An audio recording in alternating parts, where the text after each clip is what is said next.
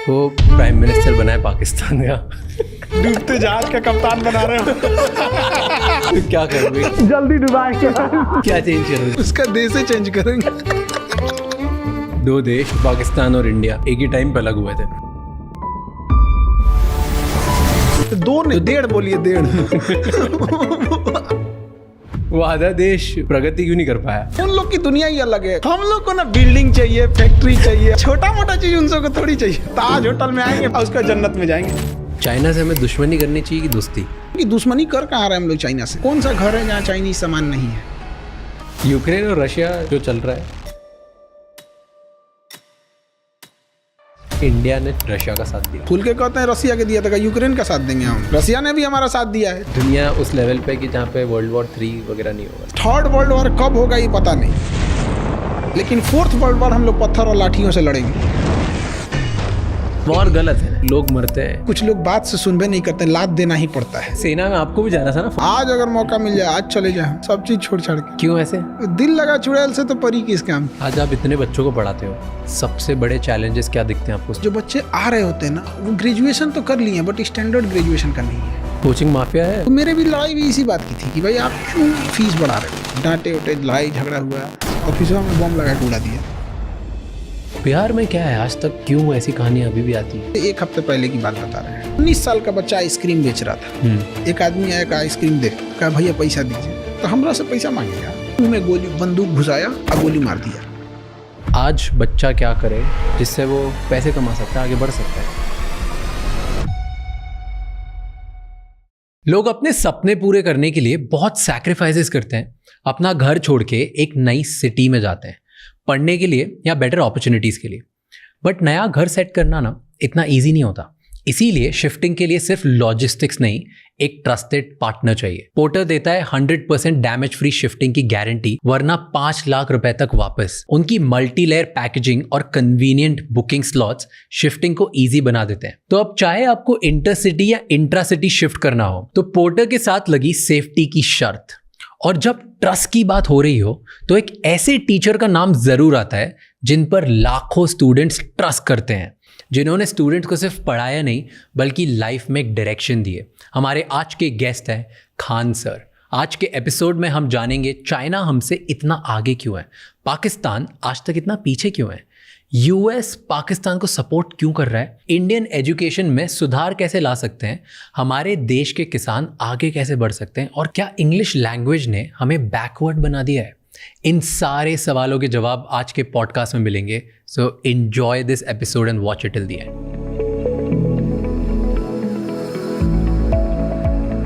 आज़ाद होने के बाद जब अपनी सिचुएशन थी, 1950 के आसपास बात कर रहा हूँ मैं, 47 के बाद, उस टाइम पे चाइना की भी लगभग ऐसी सिचुएशन थी और शायद और ही गया गुजरा था। पर आज चाइना हमसे बहुत आगे दुनिया पर राज करेगा आने वाले फ्यूचर वर्ल्ड फ्यूचर चाइना का है। वो झूठा बात नहीं बोलता है कि हम विश्व गुरु हैं। ना हमारे यहाँ कोई काम की यूनिवर्सिटी जो वर्ल्ड लेवल में हम कह सके, ना कोई इंजीनियरिंग कॉलेज। ड्रोन तो बना नहीं पा रहे हैं, दूल्हा का ड्रोन बनाने वाला चाइना से आ रहा है, जबकि युद्ध ड्रोन पे चला जा चुका है। तो हम लोग फॉल्स ईगो में हम लोग नहीं जी रहे, हम लोग जी रहे हैं। चाइना ऐसा नहीं करता है। आगे निकल क्यों गया चाइना? एक होता है रियलिस्टिक सोच, एक होता है आपका आइडियोलॉजिकल, काश ऐसा होता, दुनिया ऐसी होती। तो हम लोग उसमें जी रहे हैं। और चाइना रियलिस्टिक है, भाई सड़क बनेगी बनेगी, काम खत्म। अब हम लोग को क्या है कि इंग्लिश थोपिए। इंग्लिश थोपने के चक्कर में 70% स्टूडेंट की जो नॉलेज है, जो वर्क फोर्स है, जो उसका टाइमिंग, वो इंग्लिश में चला गया। यूपी बिहार झारखंड के बच्चे जो एक मेजर पॉपुलेशन को होल्ड करते हैं, हरियाणा से लेके आप उस नॉर्थ बेल्ट को ही पूरा पकड़ लीजिए, इतने लेबोरियस बच्चे हैं। बट क्या प्रॉब्लम क्या है कि उनके पास पैसे की प्रॉब्लम्स है। पैसे की प्रॉब्लम होने की वजह से अच्छे स्कूल नहीं है, और अच्छे स्कूल ना होने की वजह से उनका इंग्लिश पे कमांड अच्छा नहीं है। अब वो अपने आप को लो फील कर रहे हैं बिना मतलब का। हम भी इंग्लिश मीडियम में मेरे घर वाले पढ़ाएं, 12-13 साल इंग्लिश मीडियम में पढ़ाएं, हम एक ही चीज़ सीखे, मे आई गो टू ड्रिंक वाटर। उसके बाद कुछ बुझाया ही नहीं हमको। 1970 के आसपास में चाइना में माओ जेडोंग आए थे। उन्होंने कहा कि बाढ़ में जाए तुम्हारा अंग्रेजी, मंडारिन भाषा बोलो, उसी में सीखेंगे। आज आप देखिए, वहाँ का प्राइम मिनिस्टर को भी इंग्लिश उतना अच्छा से नहीं आता है, प्रेसिडेंट को भी नहीं आता है। तो क्या दिक्कत है? क्या बराक ओबामा को हिंदी आती है? नहीं। तो मोदी को इंग्लिश नहीं आएगी तो क्या दिक्कत है? आप बोलिए तो एक ट्रांसलेटर रख लिया जाएगा आपको, जहां जरूरत पड़ेगी उसकी। तो जो ब्रेन वर्क होना चाहिए था मेन काम पर, वो हट गया। और ये चाइना में नहीं हुआ। चाइना में नहीं हुआ। आपको चाइना में आप टॉप लेवल की बात करें, चाइनीज बोलेगा वहाँ, उसने टेक्नोलॉजी लगा ली, रियल टाइम कन्वर्टर लगा दिया आपको, वो तुरंत आप कान में लगाए रहिए, आप बोलिएगा तुरंत कन्वर्ट करके बता देगा। टेक्नोलॉजी है कि नहीं वहाँ पे? तो एक चाइना में ये। दूसरा, चाइना में एक चीज़ हम देखे कि जो फैक्ट्रीज वगैरह है उसके अंदर जो वर्किंग हो रही है वो फीमेल देख रही है ज़्यादातर फैक्ट्रीज में फीमेल। जब फैक्ट्रीज से सामान प्रोडक्ट बन के बाहर आ रहा है तो उसकी मार्केटिंग, उसका सेल, उसका बाहर एक्सपोर्ट, उसकी ये चीज़ें वो मेल संभाल रहे हैं। मतलब मेल फीमेल दोनों है। अगर एक इंडोर संभाल रहा है तो एक आउटडोर संभाल रहा है। वो उनका अपना म्यूचुअल है, क्या देख रहे हैं, क्या कर रहा है, कौन क्या कर रहा है। हमारे यहाँ फीमेल को अजीब करके रख दिया, उनको मतलब घर के अंदर रख दिया। हमने कहाँ फीमेल को जिम्मेदारी दी हॉस्पिटल में? आज देखिए फीमेल डॉक्टर, फीमेल नर्स पे पूरा मेडिकल इंडस्ट्री टिका हुआ है। उनको मौका दिए, उन्होंने करके दिखाया। एविएशन दिए हम लोग ने फीमेल को, आज पायलट हो गए, एयर होस्टेस हो गए, फीमेल हमने दिया, उन्हें करके दिखाई। वहाँ पे हमने उन्हें जिम्मेदारी ही नहीं देते। इंडिया में क्या है ना कि पैसे कमाने की जिम्मेदारी थोप दिया पुरुष के ऊपर। इससे बहुत अजीब गया कि बच्चा बाहर जाके कमा रहा है, बस इससे मतलब है कैसे कमा रहा है, मर रहा है, जी रहा है, सेफ्टी है कि नहीं है, रहने लायक है कि नहीं। मुंबई में देखिए घर वालों को पता नहीं होगा कि यहाँ पे कोई कैसे का कमा रहा होगा। आप बीच पे जाके देखिए, कोई छोटी मोटी दुकानें लगा के बेच रहा है, रात भर बेचारा कुछ कस्टमर आ जाए यहाँ पे। घर वालों को क्या चिंता है, पुरुष है, बेटा है, कमा के लाएगा यहाँ पर। और घर की इज्जत की जिम्मेदारी औरतों को दे दिया। भाई इस दोनों की कॉमन जिम्मेदारी थी। यही वजह है कि इंडिया में आप देखिएगा कि अगर किसी को बद्दुआ देनी है, श्रापनी है, तो वो घर की फाइनेंशियल स्थिति को संभालने वाले पुरुष को बद्दुआ देगा। तुम्हारे पिताजी को नौकरी छूट जाए, भाई ये हो जाए। और अगर उसको इज्जत डाउन करनी यानी गाली देना है तो किसी पुरुष को गाली नहीं देगा, और महिला को देगा। हम लोग महिला सशक्तिकरण की बात करते हैं और शर्म आनी चाहिए, दो पुरुषों की लड़ाई में भी गालियां एक औरत ही सुन रही है।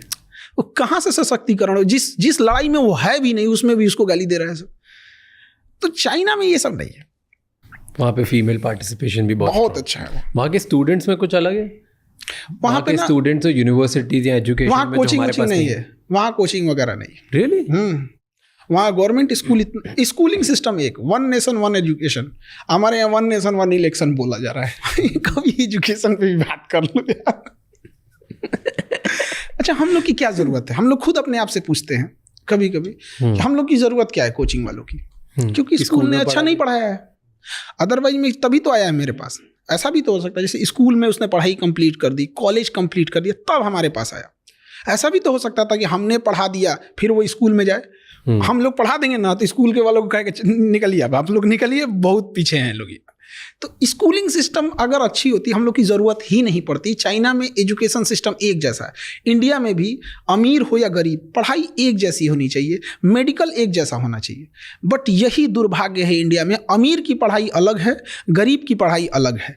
और उसके बाद दोनों पढ़ के समाज में आएंगे तो अमीर लोग कहेंगे कि ये ऐसे किया वैसे किया। क्या बात की है, एक का पैर तोड़ दिए और एक को खिला पिला के अच्छा किए, उसके बाद दोनों को सेम रेस में दौड़ा रहे हैं। अमीर का हॉस्पिटल अलग है, गरीब का हॉस्पिटल अलग है। अमीर अभी आएगा, उसको MRI जांच ये सब हो जाएगी। गरीब के लिए 2 महीना का लाइन लगाना पड़ेगा। अगर पहुंच है, पैसा है, लिंक है, सुबह चाहिएगा, शाम में एम्स में नंबर आ जाएगा। कुछ पैरवी नहीं है तो अगर आपको किसी पेशेंट को फर्स्ट स्टेज में कैंसर पकड़ा गया, अगर कोई पहुंच पैरवी नहीं है ना, तो उसका नंबर आते आते वो 4th स्टेज में चला जाएगा। तो डॉक्टर कहेगा आप सेवा कीजिए। तो हमने कहाँ भारत को कितने पार्टीशन में बांट रखा है, गरीबी के आधार पर, जातियों के आधार पर, स्टेट के आधार पर।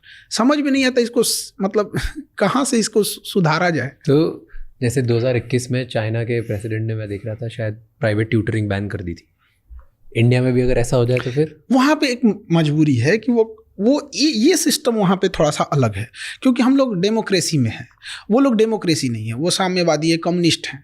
वहाँ पे कम्युनिस्ट में क्या होता है ना कि सब चीज़ें, वहाँ देश का कंसेप्ट नहीं होता, वहाँ पार्टी का कंसेप्ट होता है। तो अगर वहाँ हम right to freedom of speech दे देंगे ना, तो उनका वो वाला सिस्टम खराब हो जाएगा। इस वजह से वो इस सब चीज़ों को रोकता है। और इंडिया में नैरेटिव सेट किया जाता है कि ऐसा चाइना में है, बोलने की आज़ादी नहीं है, ये नहीं है, वो नहीं है। जो चाइना एक बार घूम के आए, वहाँ पता करके आए, उनका अपना सोशल मीडिया है। लेकिन इस पर कंट्रोल भी ज़रूरी है। ऐसा नहीं कह रहे हैं कि एकदम ख़त्म कर देना या एकदम इंडिया मतलब छूट दे देना। इसका बहुत मिसयूज़ भी है। बांग्लादेश में तख्ता पलट करके शेख हसीना को छोड़ना पड़ा, केवल सोशल मीडिया की वजह से गया था। उसका श्रीलंका क्यों बर्बाद हुआ? फेसबुक की वजह से। मतलब फेसबुक, श्रीलंका जो क्राइसिस रही थी उसमें सबसे बड़ा कारण फेसबुक है। कैसे? दोनों, पहले बांग्लादेश बताओ फिर श्रीलंका बताओ। पहले श्रीलंका था, फिर उसमें क्या हुआ ना कि किसी भी चीज़ को अगर आप नैरेटिव सेट करना चाह रहे हैं तो धीरे धीरे नैरेटिव वो सेट करते जाएगा। एक माइंड, एक कंट्रोल करने वाला चीज़ है। जैसे एक सिंपल सी बात बताते हैं, यूट्यूब, फेसबुक, ट्विटर ये हमारा है नहीं। अब हमारा नहीं है तो अभी एक छोटा सा जो ज्वलंत एग्जाम्पल देखिए यहाँ पे, गाजा और फिलिस्तीन में, और हमारे यहाँ कश्मीर में इशू देखिए। कश्मीर में इतनी ज़्यादा इंसर्जेंसी है, वहाँ पे एक टेररिस्ट मारा जाएगा ना, पूरे ग्लोबल मीडिया में दिखाया जाएगा। और गाजा में 60,000 लोग मरे हैं, जिसमें ज़्यादातर महिलाएं और बच्चे हैं। आपको वीडियो ढूंढने को मिलेगा? नहीं मिलेगा। न्यूज़ देखने को मिलेगा? नहीं मिलेगा। केवल टूटा हुआ घर देखने को मिलेगा। रीज़न क्या है? They control them. और हम लोग अगर कश्मीर में कर देते हैं तो ह्यूमन राइट का वायलेशन हो जाता है। ये ह्यूमन राइट की पार्ट सिखाते हैं सभी सब हमको, ये सफ़ेद मुर्गा सब यूरोप में बैठ के जलियांवाला बाग में गोली चला के मारे थे सब। ये चुट्टा हम लोग को ह्यूमन राइट सिखाते हैं सब। जिस समय ये लोग जानवरों की तरह ज़िंदगी जी रहे थे ना, हमारे यहाँ वसुधैव कुटुंबकम चल रहा था। जिस समय दुनिया में केवल लूट खसोट मची थी ना, पारसी लोगों को खुद ईरान से भगा दिया गया था ना, तो हमारे यहाँ गुजरात और महाराष्ट्र में उन्हें रहने के लिए शरण दिया गया था। तो हम लोग को ये ज्ञान दे रहे हैं सब। तो सोशल मीडिया को हम लोग अनकंट्रोल कर रहे हैं। We are not digital India, we are digital user. हमारे पास डिजिटल इंडिया हम लोग बोलते हैं उसको। क्या है हमारा? यूट्यूब हमारा है, फेसबुक हमारा। आज अगर यूट्यूब गूगल कह देता है कि आपको अपने जीमेल बना रहे हैं, हर जीमेल का 1 साल का चलाने का हमको 10 रुपये चाहिए, हमें देना पड़ेगा, सब बंद हो जाएगा, एंड्रॉयड उसका हो जाएगा। तो चाइना ने कहा कि we are not digital China, we are not digital user. उसने अपना बना लिया। तो इसको अलग नैरेटिव दिखा रहे हैं कि हमें से कोई सवाल ना पूछे। देखो चाइना का अपना ट्विटर, ठीक किया उसने, किया अपना, उसका अपना है ना, उसने चलाने पे बैन नहीं लगाया है, अपना चलाओ। क्या उसकी भाई यूट्यूब नहीं है? उसका अपना है, बाइडू है उसका, वीचैट है उसका, सब कुछ है उसका अपना। हम लोग का एक चीज डिजिटल में बहुत अच्छा हुआ, पेमेंट सिस्टम, यूपीआई, वो बहुत बेहतरीन है। पूरी दुनिया में वैसा नहीं है, बाकी जगहों पे हम लोग का उतना अच्छा नहीं है।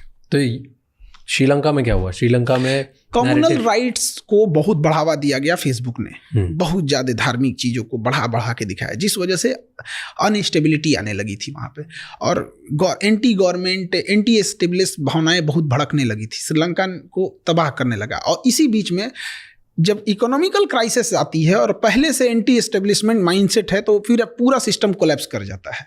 बांग्लादेश में भी यही हुआ था। अचानक से लोग सड़कों पे 50,000 लोग कैसे आ गए? वो टेलीग्राम पे चल रहा था पहले से, और टेलीग्राम पे कंट्रोल नहीं है गवर्नमेंट का। आज देखिए, किसी के टेलीग्राम पे किसी के प्राइवेट वीडियोस को भेज के उसे ब्लैकमेल कर सकता है कोई भी। एआई आ गया है, अब तो किसी का कुछ भी बना सकता है। सर हटाइए, लगा दीजिए कुछ। हमारे आपकी बात हो रही है, यहाँ किसी फेमस सेलिब्रिटी का या किसी पॉलिटिशियन का चेहरा हटा के डब कर दीजिए। अच्छा, एक बात, हम चाइना इंडिया की बात कर रहे थे। चाइना से हमें दुश्मनी करनी चाहिए कि दोस्ती? दुश्मनी तो हो ही नहीं पा रहा है। कौन दुश्मनी कर रहा है जरा बताइए तो।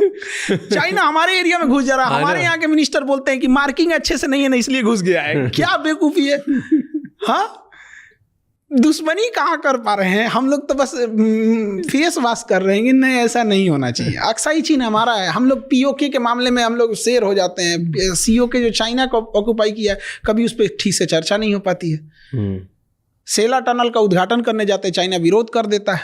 क्या मतलब बनता है? ताइवान को हम लोग एक्सेप्ट नहीं करते हैं एज ए कंट्री। किसके डर से? चाइना के डर से। क्यों डरते हैं? ये हम थोड़े डर रहे हैं। जो बैठे हैं लोग डर रहे हैं। लोग हम तो कह रहे हैं काहे डर रहे हैं भाई। बट आपको क्या लगता है क्यों डर है? कुछ तो रीजन होगा तभी। अब डिप्लोमेटिक है, वहां पे शुरू से चला आया है। ऐसा नहीं कि मोदी जी डर रहे हैं, मनमोहन सिंह भी वही कर रहे थे। तो कई बार हम लोग ये कहते हैं ना, तो लोगों को लगता है कि नहीं ये कर रहे थे, वो भी वही कर रहे थे। तिब्बत चाइना ने कब्जा कर लिया था। पंचशील समझौता लेके जवाहरलाल नेहरू घूम रहे थे, चाइना ने पीठ पे खंजर मार दिया। अब तिब्बत के मामले में हम लोग खुल के नहीं बोल पाते हैं। दलाई लामा को लेके चाइना हमेशा कुछ ना कुछ वो करते रहता है। तो हम लोग कहाँ चाइना से लड़ ही रहे हैं, कहाँ चाइना से दुश्मनी ही कर रहे हैं। बट कर सकते हैं हम, क्यों नहीं कर सकते? उतना होना चाहिए ना। हमारी इकोनॉमी उनकी इकोनॉमी में जमीन आसमान का अंतर। तो हम लोग ना फेंकने में नीरज चोपड़ा से आगे हैं।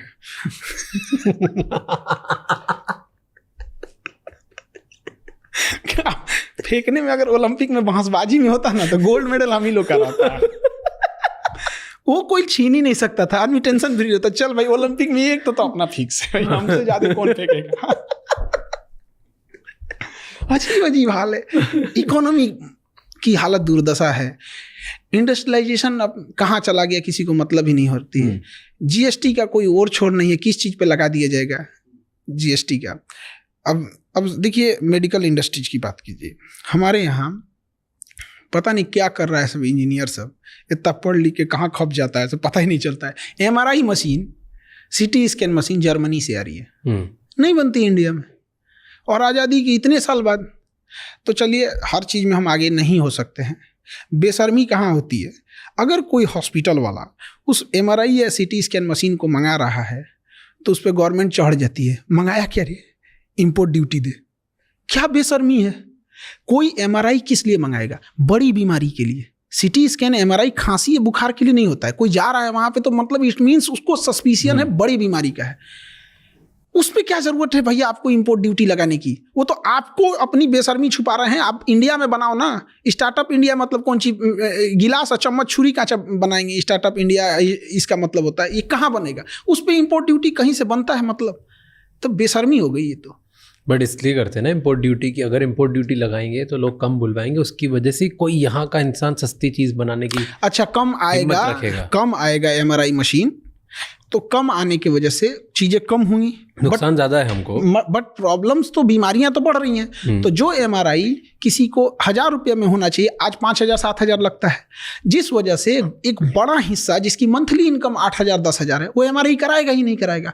अब उसके ब्रेन में अगर कोई ट्यूमर था, स्टेज 1 में था, तो उसको दर्द तो होगा नहीं यहाँ पे। अब MRI महंगा नहीं कराएगा, जब कराने जाएगा तो स्टेज 4 आ चुका रहेगा। यहाँ पे सरकार को सारा कमाई करना है इसी की वजह से। और अगर यही बात होना चाहिए था तो अब तक तो बन जाना चाहिए था। 70 साल वेट कर दिए, 75 साल वेट कर दिए, अब क्या पूरा 7 जन्म दे दें इनको? बट ये तो इनोवेशन सिर्फ सरकार की जिम्मेदारी नहीं है ना, ये तो हम लोग की भी जिम्मेदारी। तो उस हिसाब से एक इंफ्रास्ट्रक्चर होना चाहिए, उस हिसाब से एजुकेशन चीज़ें बढ़नी होना चाहिए, उस बात सही बड़े होना चाहिए। यहाँ पे सरकार इंसेंटिव दे, क्यों नहीं बनेगा? लेकिन बस वही है कि आपको हम कितना भी सैलरी देंगे, लेकिन आपके डिपार्टमेंट में एक सरकारी अधिकारी बैठा रहेगा, उससे नीचे देंगे हम आपको। क्यों नहीं प्राइवेट को दे दे बनाने के लिए? आज आप बोलिए अडानी को, अंबानी को 2 साल में खड़ा कर देंगे। सही हमारा जाता क्या है, वहाँ के इंजीनियर को पूछा कितना सैलरी है तुम्हारा? 25 लाख, आ जाओ 30 लाख, खत्म। इसमें कौन सा दिमाग लगाना? इतना आसान थोड़ी होगा, कुछ तो और नुआंसेस होंगे। ऐसा नहीं है कि हर चीज इतनी आसान होती है, बट नामुमकिन नहीं है, और इतना भी मुश्किल नहीं है कि जो 70-75 साल लगा दिए। अमेरिका के सामने हम क्या लैक करते हैं? अमेरिका के पास क्या है, बिजनेस, इंटरनेशनल अपॉर्चुनिटीज़ ज़्यादा हैं, एंटरप्रेन्योर का पूरा माहौल है वहाँ पर, और गवर्नमेंट भी उसी हिसाब से सपोर्टिव है। तो इस वजह से हमारे यहाँ क्या है ना कि चूँकि इलेक्शंस है, तो इलेक्शंस में क्या है कि एक मेजॉरिटी पब्लिक को ध्यान दिया जाता है, और जो एंटरप्रेन्योर हैं, जो बड़े कारपोरेट हैं, उनको कोई ध्यान नहीं देता है, और ना ही वो लोग कभी इशू बने रहते हैं कभी किसी इलेक्शन का। जैसे डोनाल्ड ट्रंप ने कहा कि हम सरकारी नौकरी खत्म करेंगे, लोगों ने इसको सपोर्ट में वोट देके जिताया। हमारे यहाँ कोई बोल दे गवर्नमेंट नौकरी खत्म करेंगे, क्योंकि आपने प्राइवेट में पहले वैसी अपॉर्चुनिटी नहीं दी। तो आप कोई एक पैर पे बैसाखी लेके चल रहा है तो उसका पहले पैर ठीक कर दीजिए, उसके बाद कहिए हम तुम्हारी बैसाखी छीन लेंगे। आप उसका पैर भी ठीक नहीं किए, कहेंगे तेरा बैसाखी छीन लेंगे, तो मारेगा ही ना वो। अभी आपने वो पढ़ा टैरिफ लगा दिया है? हाँ, रेसिप्रोकल टैरिफ लगाया उसने। हाँ। 26% हम लोग लगाया, चाइना में भी तो और बेहतर लगाया उसने। हाँ, हमने 52 लगाया, उसने सब जो जितना लगाया ना उसका हाफ करके लगाया। रेसिप्रोकल उसने बोला ही है। तो ये अच्छा है गंदा है? ये अब ये उसके देश के हिसाब से है, हर देश को अपना हिसाब से राइट है करने का। तो जब टैरिफ बढ़ाते घटाते हैं तो कभी इम्पोर्ट पे फायदा होता है तो एक्सपोर्ट पे, तो डिपेंड करता है कि हम कितनी चीज़ों का इंपोर्ट एक्सपोर्ट कर रहे होते हैं। और इंडिया का है तो इंडिया में भी भाई हर देश के साथ अलग अलग टैरिफ है। इंडिया को तो चाइना पे और लगाना चाहिए। हम लोग का ट्रेड बैलेंस बहुत खराब है चाइना के से, बहुत ही डूब रहे हैं हम लोग यहाँ पे। तो वही तो कहते हैं कि दुश्मनी कर कहाँ रहे हम लोग चाइना से, नहीं कर पा रहे हैं, मजबूरी है। क्योंकि अगर आज कौन सा घर है जहाँ चाइनीज सामान नहीं है, और बहुत बिजनेसेस है इंडिया में जो चाइना की वजह से चल रहे हैं और यहाँ पैसे कमा रहे हैं। बिल्कुल। तो चाइना से जो चीजें चाइना में मिलती है ना, एग्जैक्ट वही चीजें वियतनाम में भी मिलती है, एग्जैक्ट सेम प्राइस पे, सब कुछ सेम पे। हमको ये नहीं समझ में आता है कि इंडिया वियतनाम से प्रीफर करे। एटलीस्ट वियतनाम चाइना का दुश्मन है, उसी को मजबूत कर दे। नहीं यार, इतनी टेक्नोलॉजी नहीं है वियतनाम में इस लेवल की, जो कुछ भी मटेरियल बुलवाना हो तो ऐसा नहीं है कि हम लोग जैसे चाइना को अगर हम लोग रिप्लेसमेंट के तौर पे देखा जाए तो कुछ साउथ एशिया की कंट्रीज हैं, बट क्या है ना कि हमने ऑप्शन ही नहीं दिया किसी को। जब आप ऑप्शन नहीं देंगे तो अपडेट नहीं होगा, मार्केट नहीं होगी। किसी होटल में कस्टमर ही कम आएंगे तो कितनी वेराइटीज रखेगा। तो कस्टमर पहले, अब वो तो चिकन और एग वाली मुर्गी पहले आया कि अंडा पहले आया, तो थोड़ा थोड़ा हम लोग को उधर जाना चाहिए उस एरिया में। बट चाइना का कुछ जरूरत से ज्यादा डिपेंडेंसी है। बट चाइना का और अमेरिका का अभी क्या 36 का आंकड़ा चल रहा है, देखा? हाँ, दोनों अपने अपने, वो एक सुपर पावर बना हुआ है, इसका कहना है हम बनेंगे, तो टसल है भयंकर। और अभी अमेरिका ने जितना टैरिफ लगाया चाइना ने उतना ही वापस लगा दिया, वो देखा? वो चाइना का ये चीज बहुत अच्छा लगता है। वहां पे आप उसको कुछ भी कीजिएगा वो दबाव देगा। वो देश, उसके यहाँ पॉलिटिक्स नहीं है, उसके यहाँ देश है। वो तुरंत लगा देगा। हम लोग नहीं लगा सकते, मजबूरी भी है। हम लोग किसी को ब्लेम नहीं कर सकते। किसके दम पे कूदिएगा? ना इंडस्ट्रियलाइजेशन है, ना इकोनॉमी है उस हिसाब से। क्योंकि अमेरिका को, केवल अमेरिका पावरफुल नहीं ना, हर जगह पावर रखता है। वर्ल्ड बैंक से फंडिंग रोक देगा, हमारे लोन रोक देगा, IMF हो गए या वर्ल्ड बैंक हो गए, यूरोपीय यूनियन से दबाव बनवा देगा। कुछ नासा और इसरो के बीच का कोई कॉन्ट्रैक्ट होगा, उसको रुकवा देगा, डिले करा देगा। हर जगह UN में 4-5 मुद्दा फंसा देगा। कुछ नहीं करेगा तो अमेरिका को उठा के पाकिस्तान को एक लेटेस्ट हथियार देगा, ले तुम F-18 ले। तो हम लोग को बहुत बैलेंस करके चलना पड़ता है। और चाइना और जितने बड़े देश हैं ना, उनकी एक खासियत होती है, हर देश का एक दुश्मन को वो पाल के रखते हैं। चाइना जो है, अमेरिका ज़्यादा कूदेंगे ना, चाइना उठाएगा नॉर्थ कोरिया, वो पगला को कुछ हथियार और पैसा दे देगा, उधर 4-5 मिसाइल मार देगा, उधर तुम उलझे रहो। उसको कुछ नहीं जाता है, गिरेगा तो कहे हो जापान पे गिर गया, कोई बात नहीं, जो करना है कर लेना। उसको क्या जाता है? उसको अपने क्लोज इकोनॉमी, उसके यहाँ कोरोना के मरीज मिले थे सब, सुबह में 8, शाम में सबको मार दिया। उसका क्या जा रहा है? डिक्टेटरशिप देखना है तो वहां देखिए। उसने, अमेरिका ने कहा कि क्या करे इस इंसान का, इसको पागल किया है। तो उसने क्या किया कि कहा कि नॉर्थ कोरिया में ना डेमोक्रेसी नहीं है, यहाँ इलेक्शन होना चाहिए। किंग जोंग कहा, कौन बोला ये? बाइडेन बोला है। उसने कहा कि अगले महीने इलेक्शन कराओ। 100% वोट पड़ा उसको, किंग जोंग को 100%। जो वोट नहीं देता ना, एब्सेंट भी होता, उसको मार देता ये। 100% वोट पड़ा। अब अमेरिका कह रहा है कि ये इलेक्शन अच्छा नहीं हुआ है। कह रहा तू अपने यहाँ का इलेक्शन देख, तुम्हारे यहाँ के इलेक्शन कमीशन से कराएंगे अपना इलेक्शन। तो हर बड़े देश यही करते हैं। अब जैसे सऊदी अरब है, ज्यादा कूदेंगे, ईरान ज्यादा कूदेंगे, इजराइल को कह गया 2-4 पुरान बम है, एक्सपायरी डेट पास है, मार दे, क्या करेंगे लोग? कुछ नहीं। तो अरब को कंट्रोल करने के लिए अमेरिका के पास इजराइल है, इंडिया को कंट्रोल करने के लिए पाकिस्तान है, चाइना को कंट्रोल करने के लिए इंडिया है, रसिया को खुद डायरेक्ट कंट्रोल करता है। तो हम लोग ज्यादा नहीं ना उड़ सकते हैं, डिपेंडेंट नहीं है। चाइना क्या कर लीजिएगा? अब चाइना को कैसे कंट्रोल करना पड़ेगा? उसको खूब से खूब करेगा, इंडिया को क्या देगा? ज्यादा हथियार देने लगेगा। चाइना का तो देना उसको, इंडिया किसी का नहीं सुनता है। फिर उसको ये भी देखना है ना कि चाइना के बाद हमें इंडिया को ही कंट्रोल करना है, क्योंकि थर्ड हम ही लोग हैं। तो अगर चाइना और अमेरिका कभी लड़ेंगे ही ना, बड़े लोग नहीं। ताइवान को लेके उनके बीच में गर्मा-गर्मी हो गई थी ना, वो तो होते रहता है। धीरे धीरे उसको ऐसा कैप्चर करेगा, बढ़िया से माहौल देखता है। जैसे 1962 में जब हमारे यहाँ वार हुआ था, रसिया हमें बचाने नहीं आया था, बचा भी नहीं पाता, क्योंकि चाइना वो उस माहौल को तलाश रहा था कि 1960 में हम लोग का पंचशील समझौता खत्म हो गया था। वो सोच रहा था कि ऐसा टाइम आए ना जहाँ वर्ल्ड उलझी हुई हो। उसी समय क्यूबन मिसाइल क्राइसिस हुआ था। ऐसा लग रहा था कि अमेरिका और रसिया में परमाणु युद्ध आज हो जाएगा कि शाम में होगा कि सुबह होगा, कुछ नहीं पता, मार दिया 62 में आ जाओ। यहाँ पे अमेरिका करा, हमको क्या पता भाई, रसिया करा हमको। तो ऐसा कहीं ना कहीं जब टाइम आएगा तो चाइना और अमेरिका और रसिया एकदम आमने सामने होंगे, उसी समय ताइवान को लेके चला जाएगा और रसिया भी कहेगा लेके जा, इधर लेके जा, क्योंकि कुछ ना कुछ डाइवर्जन अमेरिका ताइवान को बचाने के लिए पक्का करेगा वहाँ। अब इसीलिए चाइना को देखिएगा हमेशा कुछ ना कुछ गड़बड़ सड़बड़ करते रहता है ताइवान में। हाँ। वो पाथ तलाश रहा है कि कहाँ कहाँ से एंट्री करेंगे, क्या करेंगे, वो ड्रिल कर रहा है, ड्रिल। किसी दिन ड्रिल के नाम पे अनाउंस करेगा this is not drill, now this is वो ले लेगा ताइवान, दब लेगा। लेकिन जिस समय रसिया अमेरिका बिजी रहेंगे वो ताइवान की ओर जाएगा। बट अगर हम मैप में देखेंगे तो ताइवान एकदम फार ईस्ट है, तो इसे अपनी हैवी मिलिट्री, एयरफोर्स, नेवी को ताइवान की ओर ढकेलना पड़ेगा। एग्जैक्ट वही टाइम होगा हम लोग कश्मीर के लिए अक्साई चीन पे चढ़ जाए। पर हम थोड़ी करेंगे, अब ये तो मोदी जी बताएंगे।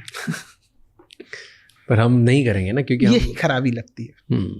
आपके पास है वहां पे, हमारी सेना लड़ सकती है, पर इंडिया आगे बढ़ के कभी भी ना लेता है, ना अटैक करता है, कुछ नहीं करता। हमारी फिलॉसफी नहीं है। 70 साल से देख लो आप, कुछ भी नहीं, हमारी ये फिलॉसफी मानते ही नहीं हमें। फिलॉसफी चेंज करने की जरूरत है। पब्लिक जब प्रेशर लगाएगी तो पब्लिक को ये सब चीज़ों से मतलब ही नहीं रहता है। और वो सब लोग को अपनी हमारा जात ठीक है, हमारा धर्म ठीक है, हमारी राजनीतिक पार्टी ठीक है, माइंडसेट बहुत ख़राब होता है। नेशनल इंटरेस्ट देखना चाहिए। तो यही मौका है, नहीं तो चुपचाप देखेंगे ताइवान ले लिया, कि ताइवान ले लेगा उसके बाद चाइना फिर नहीं रुकेगा। ताइवान लेने के बाद तो खत्म, बेलगाम घोड़ा। क्योंकि वो सेमीकंडक्टर सिलिकॉन शील्ड उसको रोक के रखा है। और दूसरा उसके बाद क्या है ना कि इसका इंटरनल इशू खत्म हो जाएगा चाइना का। ताइवान लेने के बाद इंटरनल खत्म हो जाएगा, फिर वो केवल और केवल फोकस्ड हो जाएगा एक्सटर्नल पे। और कुछ भी कर ले चाइना, अमेरिका ताइवान को बचाने के लिए एटॉमिक वार नहीं ना करेगा। और चाइना का तो कोई लिमिट नहीं है, उसको तो हर हाल में वो चाहिए ही चाहिए, वहाँ पे ले ही जाएगा वहाँ पे। तो ये फ्यूचर आपको लगता है कि होना ही? हाँ, बस हम लोग बस ये देखना यूरोप कितना अनस्टेबल रहता है। इस बीच में ये फिलिस्तीन और गाजा वाला ना उठ गया, वरना यूक्रेन और रशिया ज्यादा उलझे रहते तो निपटा देता इधर ही।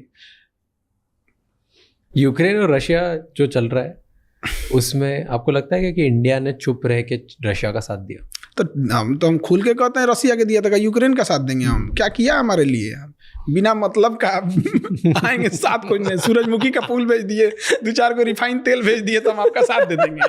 रखे रहो अपन रिफाइन तेल, हम ब्राजील से मंगा लेंगे। यहाँ खुल के बोलते हैं रसिया का साथ दिए हैं, रसिया ने भी हमारा साथ दिया है, चाहे यूएन में वीटो का मामला हो। इसमें खुल छुपा उपा के कौन सा बात करना? अब हम लोग कोई डिप्लोमेटिक पोस्ट पे थोड़े बैठे हैं कि लोग हमसे पूछेगा हाँ साथ दिए हैं। अमेरिका खुल के कहता है ना कि वो इजराइल का साथ दिया है, अमेरिका खुल के कहता है कि वो यूक्रेन का साथ दिया है। हम क्यों मोए मोए करें? हम भी दिए हैं, पर बोलते नहीं ना हम खुल के। हाँ, नहीं बोलते हैं, हमारी कुछ मजबूरी, क्योंकि यूरोपीय यूनियन है सब और उधर अमेरिका है, पूरा वर्ल्ड एक साइड से हो गए हैं सब यहाँ, और हम लोग थोड़ा सा इसमें। आपको लगता है यूक्रेन और रशिया में कौन सही है? रसिया। क्यों? आप मेरे दुश्मन को मेरे सिधाने ले आके बैठाइएगा, हम क्या करेंगे? विरोध करेगा कि नहीं करेगा? ऑब्वियस बात है। नाटो का आर्टिकल 5 कहता है कि नाटो की कोई भी कंट्री रहेगी वहाँ नाटो की आर्मी की पूरी डायरेक्ट एक्सेसिबिलिटी रहेगी। अब बैठा के वहाँ ले आएंगे रसिया को, भाई तुम्हें डेवलप करना है करो। यूरोपीय यूनियन में गया, कहाँ इसने अटैक किया है? बिना मतलब का उसको कहाँ से जाएगा? और नाटो का मतलब क्या बनता है आज के डेट में, जब वर्ल्ड यूएनओ हाई है, यूएनओ कहता है कि हम थर्ड वर्ल्ड वार होने नहीं देंगे। ये 32 कंट्री मिलके कहते हैं अगर हमारे पे किसी ने मारा हम सबको मिलके मारेंगे। क्या मतलब बनता है? नाटो का तो होना ही नहीं चाहिए दुनिया में। पर 32 कंट्री अब हेल्प क्यों नहीं कर रही है जब ये हो रहा है? तो मारे हुआ पुतिन बैठा हुआ है, उसको क्या जाता है? वो तो नॉर्थ कोरिया से बुलाया है सैनिक को जानबूझ के यूक्रेन में घुसाने के लिए, क्योंकि नॉर्थ कोरिया के पास एक बहाना मिल जाएगा कि किसी दिन अगर इसके 2-4 सैनिक मारे गए तो कह देगा हमारे सैनिक मारे गए, यानी हमारे देश पे आया हुआ है, हमारे पास परमाणु बम खाली है। वो जानबूझ के लाया ना कि उसके पास एक और फ्रंट खुला रहे। और जब से ट्रम्प आए हैं तब से तो यूक्रेन और कमजोर हो गया। क्यों? वो तो जो वीडियो आया उसमें भी उसने क्लियर ही कर दिया दुनिया में, जबकि अमेरिका तो साथ दे रहा था यूक्रेन का। बिल्कुल, वो तो सब यूरोप वाला सब साथ ही दे रहे थे सब। तो अब क्या? अब समेट लेगा डोनबास को और ये वाला रीजन को। उसने पहले फ्री इंडिपेंडेंट स्टेट घोषित कराएगा, उसके बाद से फिर करा देगा कि भाई मेरी इकोनॉमी उतनी अच्छी नहीं है, हम यूक्रेन से टूट तो गए हैं लेकिन फिर हम रसिया में मर्जर चाहते हैं। रसिया में मर्जर हो जाएगा, जैसे क्रीमिया हुआ वैसे डोनबास हो गया, डोनेस्क हो जाएगा, मर्जर हो जाएगा। और उस एरिया में रसिया ने जितने भी फाइनेंशियल लॉसेज हुए, जितना उसका पैसा खर्च हुआ है, उस एरिया में इतने मिनरल्स हैं, उससे उसकी रिकवरी हो जाएगी। मतलब फ्यूचर तो अब यही है, यूक्रेन गया। दूसरा एक और रीजन समझिए, पुतिन इतने दिन से राष्ट्रपति है, 10 साल प्रधानमंत्री रहे, और उस समय राष्ट्रपति तब इंडिया की तरह रसिया का होता था कि राष्ट्रपति के पास कोई पावर नहीं रहेगा, सारा पावर प्राइम मिनिस्टर के पास रहेगा। तो पुतिन 10 साल तक प्राइम मिनिस्टर थे। बट रसिया का एक रूल है कि 10 साल से ज़्यादा, आप 2 टर्म से ज़्यादा पूरा नहीं कर सकते। तो उसका जब 10 साल कंप्लीट होने वाला ना, तो उसने अपने संविधान में संशोधन कर दिया कि प्राइम मिनिस्टर के पास अब कोई पावर नहीं रहेगा, अब सारा पावर राष्ट्रपति के पास रहेगा, और खुद राष्ट्रपति बन गया। वीडियो गेम खेल रहा है। अब 10 साल उसका पूरा हो गया 2022 में। हाँ। अब क्या करें भाई, यहाँ तो 2 टर्म से। तो स्पेशल अमेंडमेंट इन कॉन्स्टिट्यूशन 2036 तक इसमें कोई चेंजिंग नहीं होगा। इंडिया में भी ऐसा हुआ था, 2002 में हुआ था कि लोकसभा की सीटें 2026 तक नहीं बढ़ाई जाएंगी। तो उसने कहा कि 2036 तक मतलब अभी एज इट इज रहेगा यहाँ पर। अब इंटरनल बगावत होने लगा। तो जब इंटरनल बगावत होती है ना, तो इसको कंट्रोल करने का सबसे आसान तरीका होता है ना, कोई वार कर दो। ऐसे ही माओ के टाइम पे हुआ था 1960 में चाइना में मार दी, इंडिया में लड़ गए यहाँ पे। ऑब्वियस बात है, अभी आज चाहे महंगाई जितनी भी हो, चाहे जो भी हो, हमें अपने प्रधानमंत्री से या एट ए टाइम के प्रधानमंत्री या पहले के कोई भी प्रधानमंत्री लाख शिकायत होगी, लेकिन जब वार के टाइम पे तो हम सब एक हैं। कारगिल के टाइम पे कोई ये कह सकता है क्या कि हम अटल बिहारी वाजपेयी के साथ नहीं थे, भले उन्हें वोट न दिया हो। तो पुतिन के लिए युद्ध लंबा खींचना अपने विरोधियों को निपटाने का एक अच्छा रास्ता। निपटा दिया अंदर। वो क्या नाम थे उनको, वैगनार ग्रुप के थे, प्रेगोजिन की क्या नाम था, उनको जहाज से उड़वा दिया, जा रहे थे बेलारूस। तो रसिया का एक अलग है, वो लड़ाई को केवल ये नहीं देखिए वहाँ पे, वो चाहे तो खत्म करके आज ही ले सकता है, लेकिन लंबा कर रहा है, खींच रहा है उसको। उसकी पॉपुलैरिटी, उसका विश्वास, उसकी नेशनलिटी बढ़ रही है कि ये रशियंस के साथ है। रसिया को यही बचा रहा है, दुनिया को अपने यहाँ दिखा रहा है रसियन भाषा में बोल के। उसकी न्यूज़ तो चल रही है ना कि आज अगर पुतिन नहीं होता तो पूरी दुनिया रसिया को समेट चुकी होती। ना नाटो कहाँ तक चला गया रहता, दिखाएगा वहाँ पर कि ना क्रेमलिन बचा होता, ना मॉस्को बचता, ना पीटर्सबर्ग बचता, ना व्लादिवोस्टोक, सब यूरोप वाले कब्जा कर लेते। तो लोगों का रहता यही रहेगा, पुतिन ही रहेगा, 2036 नहीं जी 50 तक रहेगा। वार गलत है ना, लोग मरते हैं। वार गलत रहता ना, बांसुरी बजाने वाला कृष्ण कन्हैया महाभारत होने नहीं देते। कुछ लोग बात से सुनबे नहीं करते, लात देना ही पड़ता है।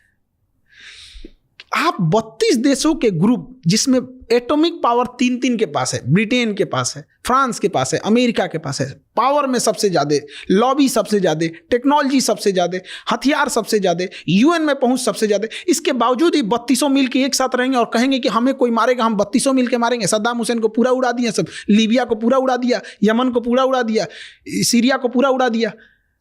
हमारे पास ये जितने देशों को उड़ाया, कम से कम 2 से 3 लाख इंडियंस वहां काम करते थे। हमें क्या मिला? कुछ नहीं। बीच मझधार में छोड़ के अफगानिस्तान को चला गया। अफगानिस्तान में हम लोग के करोड़ों इन्वेस्टमेंट है, सब फंस के रह गए। तो क्या मतलब बनता है आज के डेट में नाटो का? हिम्मत नहीं है किसी देश के पास ये कहने की कि नाटो गलत है। वो अलग बात है, बट गलत तो है ना। पर उनका मेन आइडिया तो ये है ना कि कोई भी एक दूसरा पावरफुल देश हम छोटे छोटे देशों को अलग तरीके से खत्म ना करे, इसलिए हम सब साथ में जुड़ के रहेंगे, क्योंकि हम सब बहुत पास में बहुत छोटे छोटे देश हैं। कौन? यूरोप वाले कहते हैं ऐसा? हाँ, तो मेन मतलब तो इसीलिए तो स्टार्ट हुआ था ना नेटो, कि एक छोटा देश नाटो हुआ था किसको कंट्रोल करने के लिए। उस समय रसिया बेलगाम था, यूएसएसआर था। तो यूएसएसआर इधर रसिया था। हाँ, तो ये बहुत बड़ा था, ये था, छोटे छोटे जब ये खत्म हो गए, जब आप कहें कि भाई हमको रसिया से डर है इसलिए हम ग्रुप बना रहे हैं, रसिया टूट गया, अब ये रहा, बड़े देश तो इसे भी खत्म करो भैया। तो फिर तो वही बात हुआ, इसके डर से आप बनाए और आप खुद बने गए, तो आपके डर से भी तो कोई और बनाना चाहिए। फिर चाइना बना लिया तो क्या गलत किया? चाइना बना ले, नॉर्थ कोरिया बना ले, इराक बना ले, ईरान बना ले, तालिबान मिल के बना ले सब, कि हम 5 पे कोई मारेगा तो हम मार देंगे परमाणु बम। उधर चाइना संशोधन कर दे कि हमारा ईरान एलआई है, हमारा नॉर्थ कोरिया एलआई है, तालिबान हमारा एलआई है, गाजा हमारा एलआई है। किसी पे अगर होगा तो हम अपने एटॉमिक पावर का यूज कर सकते हैं, तो हो गया काम खत्म। तो ये थर्ड वर्ल्ड वॉर किस चीज़ से होगा हमें पता नहीं, लेकिन एक कहावत का एक विद्वान ने कहा था कि थर्ड वर्ल्ड वॉर कब होगा ये पता नहीं, लेकिन 4th वर्ल्ड वॉर हम लोग पत्थर और लाठियों से लड़ेंगे। क्योंकि थर्ड वर्ल्ड वॉर में इतनी तबाही मचाएगा सब कि हम लोग स्टोन होज में चले जाएंगे। लगता है वॉर होगा कि होने नहीं देंगे? नहीं होने देंगे। मतलब अब दुनिया उस लेवल पे कि जहाँ पे वर्ल्ड वॉर 3 वगैरह नहीं होगा। सब हथियार बेचने वाले कंपनी है, सब अंधेरे का डर दिखा के टॉर्च बेचते हैं। थोड़ा बस मुनाफा होना चाहिए बस। करोड़ों की कमाई है। एक जहाज बेच देंगे सब, एक अपाची हेलीकॉप्टर बेच 6,000 करोड़ का। यहाँ पता चला 10 जिला मिल के खेती करेगा तो 6,000 करोड़ कभी ना कमा पाए। वहाँ एक हेलीकॉप्टर बेचा निकल गया। और उसके बाद उसके पास उसका मेंटेनेंस अलग, पायलट की ट्रेनिंग अलग, फिर हथियार खत्म हो गया तो अलग। ये मेरा ही हथियार लगा सकते हो। छोटे छोटे वॉर कराना फायदेमंद होता है उन लोग के लिए। और वो लोग अभी एक स्पेशल फोर्स के ऑफिसर थे जो टेररिस्ट से लड़ते हैं इंडिया में, वो बता रहे थे हमें कि बहुत सारी बड़ी बड़ी वेपन कंपनीज वो आती है हमारे बॉर्डर एरिया में, जो नक्सलाइट्स है और जो हमारे ये मिलिटेंट्स हैं, इनको एडवांस वेपन फ्री में बांट के जाती है ताकि ये अटैक करें। और फिर वो वेपन से, क्योंकि वो एडवांस वेपन के साथ अटैक करती है, फिर आके वो देशों को जाके बेचती है कि यार देखो उनके पास इतने एडवांस है तो आपको भी एडवांस लेने चाहिए, फिर डबल प्राइस में देशों को बेचती है। जिस कंपनी का हथियार किसी टेररिस्ट के पास मिल गया, उस कंपनी के ऊपर जांच होनी चाहिए और उसे इंटरनेशनली ब्लॉक करना चाहिए। International block. जब आतंकवादी इंटरनेशनल हो सकते हैं तो उसके हथियार इंटरनेशनल कैसे नहीं हो गया? तो ये तो कौन ब्लॉक करेगा? अमेरिका वगैरह, उन्हीं पे सारा हथियार है, वही तो बनाते हैं। तो इनके हिसाब से ना, ये किसको आतंकवादी बोलेंगे, किसी को बने। ये मुंबई को उड़ा के गया अजमल कसाब, इजराइल ने उसे आतंकवादी नहीं बोला। क्या बेशर्मी है। क्यों नहीं बोला? कहा कि हम अभी जांच कर रहे हैं, हमारे हिसाब से नहीं हो रहा है। क्या बेशर्मी है। इजराइल इतना पावरफुल क्यों है? सारे देश डरते क्यों? आपने एक वीडियो बनाया इसके ऊपर कि इजराइल से सारे देश डरते हैं।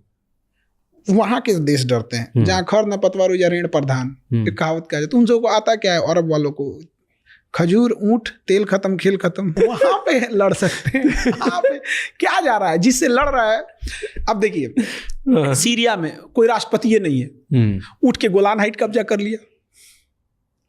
तो वहाँ के हिसाब से टेक्नोलॉजी है, नो डाउट, देश बहुत आगे है, हर चीज़ में ठीक ठाक है। बट समझिए विदाउट अमेरिका और नाटो के सपोर्ट से वो भी नहीं लड़ा। छोटा सा गाजा है जिसके पास ना अपनी एयरफोर्स है। गाजा का शर्त क्या है कि फिलिस्तीन ना एयरफोर्स रखेगा, ना नेवी रखेगा, ना ही थल सेना रखेगा, ना उसे देश की मान्यता दिया जाएगा। तो उसका कहना है भाई तुम आया है क्या? कहा कि तुम जानो, उसको कुछ रखने ही नहीं देता है। उससे मारने के लिए, उसको मारने के लिए इसे फ्रांस से सपोर्ट लेना पड़ा, अमेरिका से सपोर्ट लेना पड़ा, इससे तो दुनिया भर से सपोर्ट लेना पड़ा। क्यों? उसके पास हथियार खत्म हो गए ना। तो ऐसा क्यों? वो इतनी सी बेल्ट ने इतना, अगर इसको खत्म ही करना है तो जरा से गाजा ने कैसे परेशान कर दिया इनको? एक बिल्डिंग को मारने के लिए आपके पास कम से कम 10 एक्सप्लोसिव उड़ानी पड़ेगी। एक मोहल्ला को उड़ाने के लिए आपके पास एक तो डिपो उड़ जाएगा। पूरी कंप्लीट हथियार किसी को कंप्लीट डेमोलिश करने के लिए तो बनाया नहीं जाता। हथियार आपको आगे एडवांटेज देने के लिए बनाया गया। अब आप उसको कंप्लीट डिमोलिश करने के लिए जाएंगे तो क्या होगा? अब जेसीबी है थोड़े मोड़े खोदने के लिए, आपको ये पूरी शहर को खोदो, पागल हो जाएगा यार, हमको इसलिए बनाया ही नहीं यार। वो तो परमाणु बम बनाया गया था कंप्लीट डेमोलिश करने के लिए। तो इनका ग्रुप बहुत तगड़ा है। इजराइल हो गए या नाटो वाले, इनका ग्रुप बहुत तगड़ा है। और ये नाटो वाले आए थे सब वियतनाम में, वियतनाम वाला इतना मार मारा था सबने, इतना मार मारा था सब कि जान बचा के भागे हैं अमेरिका वहां से। 20 साल लड़े थे, कुछ नहीं कर पाए, भगा दिया से वहां पे। क्यों नहीं हो पाया? ये इस वॉर के बारे में मुझे ज्यादा पता नहीं है, बट वियतनाम में अमेरिका वॉर नहीं जीत पाया। नहीं जीत पाया, कभी नहीं जीत पाएंगे वहां पे। देखिए, we can not fight with the geography. ना वो वियतनाम जीत सकते हैं और ना ही अफगानिस्तान जीत सकते हैं। केवल अमेरिका नहीं, रसिया भी तो हार के गया है। कोई नहीं जीत सकता। इवन ब्रिटेन वाले जब हमें गुलाम बनाए थे, लेकिन अफगानिस्तान को आज़ाद कर दिए थे सब। हमारी आज़ादी से पहले म्यांमार को साइड कर दिया सब 1935 के अधिनियम द्वारा 37 में। ज्योग्राफी ऐसी है ना, जैसे अमेरिकन वाले सब जो है ना, जमीन पे नहीं लड़ सकते हैं, वो जमीन पे कभी नहीं लड़ पाएंगे। उनके पास टेक्नोलॉजी है, ऊपर से ड्रोन मार देंगे, हेलीकॉप्टर उतार देंगे, टैंक लेके घुस जाएंगे। लेकिन जहाँ ये काम नहीं आएगा वहाँ क्या करिएगा? अफगानिस्तान में पहाड़ है, वो चुपचाप लेट जाएगा, ड्रोन को पता ही नहीं चलेगा साइड में, और ड्रोन उड़ेंगे ना तो पास में आकर ले जा यहाँ से। वियतनाम में जंगल है, कुछ काम नहीं आने वाला है वहाँ। वो अंदर अंदर सुरंग खोद के चल दिए सब।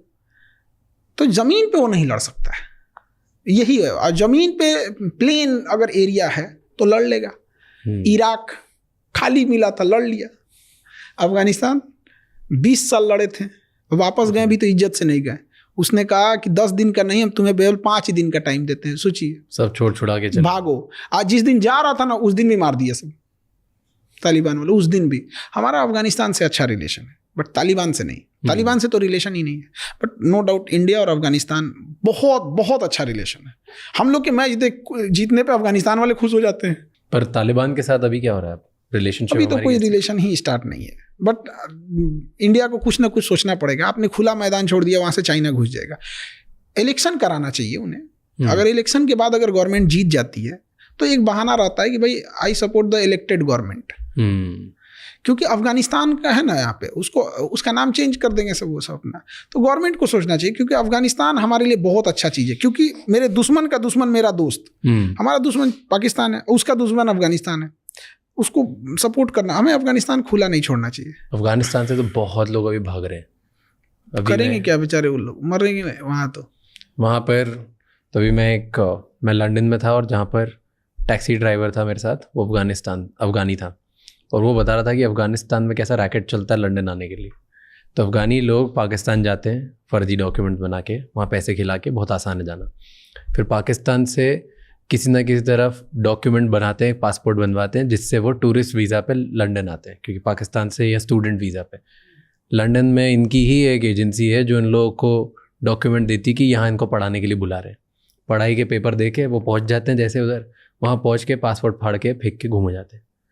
फिर घूम के इधर उधर जितना टाइम घूम लिए, घूमने के बाद जाके सरेंडर कर देते हैं कि हम भाग के आए, हमको असाइलम दे दो, हमको यहीं रहने दो, क्योंकि अगर हमको हमारे देश भेजा तो वहाँ मार दिया जाएंगे, हम किसी भी देश के नहीं हो। और ये बस बोलते हैं कि हम अफ़गानी हैं, बताते नहीं कि पाकिस्तान के रूट से हैं, बोलते हैं हम अफ़गानी हैं, हम किसी तरह यहाँ पे भाग भुका के पहुँच गए। और पहुँच गए तो फिर वहाँ पे एक रूल है जहाँ पे 5 साल तक तुम्हें फिर वो वीज़ा देते हैं रहने के लिए। 5 साल तक तुम उधर रह लो, तो 5 साल के बाद तुम उधर अपनी सिटीजनशिप के लिए अप्लाई कर सकते हो। ये लंदन वालों को इस पे तकलीफ हो रहा होगा। इन्हीं गधों ने अफगानिस्तान को हमसे अलग किया है, इन्हीं गधों ने पाकिस्तान को हमसे अलग किया है। पाकिस्तान के लोगों, जो पाकिस्तान में पैदा हुआ एज ए ह्यूमन, सोचिए उसकी कितनी दुर्दशा होगी। लड़कियों की हालत ऐसी खराब को, उसका हस्बैंड कब एक नया दुल्हन लेके चलाएगा पता ही नहीं चलेगा उसको। कितना खराब लगे। एक पर्सनल लिबर्टी भी होती है ना, वहाँ पे एक आदमी 4-5 शादी कर लिया। अब आपने वैसा माहौल बना दिया कि जिंदा रहने को ये लोग विकास समझे, अलग बात है। अब देखिए सबसे बड़ी खराबी क्या थी, जब देश आज़ाद हुआ तो गांधी जी तो खैर बंगाल में दंगा छिड़ा हुआ था, कोई पूछने नहीं गया था। तो आज़ादी का लोग इधर दिल्ली में जश्न मना रहे थे। वो बूढ़ा इंसान एक टूटे हुए घर में था कि इसे उग्र भीड़ ने तोड़ दिया है। मैं दिखाना चाह रहा हूँ कि हिंदुस्तान आज भी जिंदा है।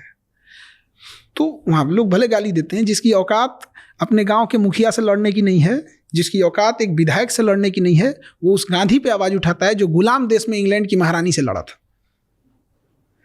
क्या बोलिएगा इसे, खैर वो अलग चीज़ है, क्योंकि गांधी को मानने वाले भी गांधी के विचार वाले होते हैं। जब देश आज़ाद हुआ, सबसे बड़ी बेवकूफ़ी हम लोग से क्या हुआ, हमारा देश है, कोई ससुरा आया इसे लाइन खींच दिया कि इसके इधर इंडिया, इसके इधर पाकिस्तान, हम मान लिए। क्या बेवकूफ़ी थी। चाहे उस समय सरदार पटेल हो, जवाहरलाल नेहरू हो। हमारे देश में क्या है ना कि आप एक नेता को गाली दो, एक को मत बोलो। भाई दोनों लोगों ने क्या किया, ये आपके ऊपर एक लाइन कोई खींच के चला गया, आप क्या करेंगे, तुम जाना है ब्रिटेन जाओ। उसने क्या किया, सेनापति कहा कि हमारी सेनापति 2 साल तक यही रहेंगे। जनरल बूचर था वहाँ पे, तो वो वहीं रह गया। आप 2 साल बाद मिटा देते उसको। जिन्ना मर चुका था, पाकिस्तान में जिन्ना के अलावा कोई नेता ही नहीं था। अबुल कलाम आज़ाद को यहाँ खड़ा कर देते। क्या जाता था, कैसे एक्सेप्ट कर लिया हम लोग ने, कितना बेवकूफ़ी। 1947 में देश आज़ाद हुआ, 10 साल पहले म्यांमार को 1937 में अलग किया, 35 का नियम बनाया, सब 37 में अलग कर दिया। आपको 10 साल पुराना लाइन खींचने में मेहनत लग रहा था। क्या बेवकूफ़ी है ये सब चीज़, खींच खाच के मिटाया। कौन है लाहौर बोलता है यहाँ पे, लाहौर तुम्हारे बाबा का लाहौर है, हाँ बप्पा रावल का है। कंधार तुम्हारा गांधारी का कंधार है, उनकी भी नसीब अच्छी होती। हमारे यहाँ ना ऐसे कोई रिलीजन को लेकर लड़ाई झगड़ा नहीं है, वो पॉलिटिक्स का हिस्सा है। ये एक पॉलिटिक्स, उनकी भी मजबूरी है, अगर वो ये नहीं करेंगे तो जीत भी नहीं पाएंगे। जैसे सांप नहीं मारे तो फिर तो सींग तो होता नहीं है सांप को, और कुछ तो है नहीं। वो जिसके पास भाई, तो वो एक अदरवाइज में वो लोग भी बड़ा सुकून से जीते। हमारे बप्पा रावल का लाहौर था, और पूरी दुनिया में एकता की मिसाल थी लाहौर। जहाँ जितनी बड़ी संख्या में सिख रहते थे, उतनी ही बड़ी संख्या में मुस्लिम, उतनी ही बड़ी संख्या में हिंदू, उतनी ही संख्या में ईसाई, सारे लोग, बौद्ध, सब लोग। लाहौर क्या शहर हुआ करता था। आज क्या हो गया है लाहौर, किधर बम फटेगा पता ही नहीं है। बर्बाद कर दिया से इसको। तो ये एक बहुत, हमको सच में ये दुख होता है कि क्या थिंकिंग थी उस टाइम के लोगों की। मान लिया एक कोई फिरंगी आया, लाइन खींच दिया, सीरियल रेड क्लिप बैठा इसे टेबल पे नक्शा लेके, कहा कि कहाँ कहाँ पुलिस स्टेशन है, पुलिस स्टेशन से लाइन खींचते खींचते खींचते खींचते खींच दिया। लाहौर इंडिया में दिया था। तो लोगों ने कहा कि सर आपने तो, पाकिस्तान में तो कोई शहर ही नहीं बचा, कराची है बस। कहा कि तो मैं क्या करूं। कहा एक काम कीजिए, लाहौर दे दीजिए। ऐसे मिटा के ना लाहौर दे दिया, मिटा के दिया वो लाहौर। और हम लोग चुपचाप बर्दाश्त किए थे। क्या बेवकूफ़ी थी। अभी कोई खींच के देख ले। बट पहले इंटरनल फाइट्स थी इसकी वजह से ना, धर्म के नाम पे दो लोग अलग अलग तरीके से लड़ रहे थे, इसलिए कोई तो होना चाहिए जो धर्म के खिलाफ बोले। अब जैसे कोई धार्मिक मामला रहे, हमको क्या है ना, हमको कोई फर्क नहीं पड़ता हिंदू मुसलमान, साइड रोलो, बात में नेशनल मैटर का है तो साइड बंद। अभी लाइन मिटाएंगे पहले, उसके बाद टाइम पे बोलते थे ना कि वीर सावरकर थे, लेकिन उनकी आवाज सुनी नहीं टॉप लेवल तक।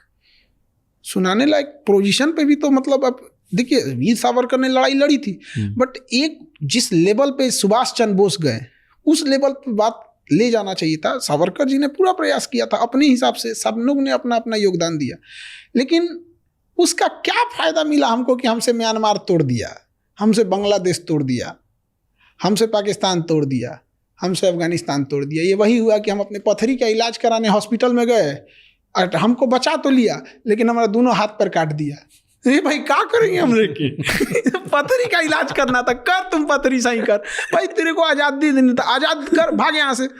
ब्रिटेन वहां पे।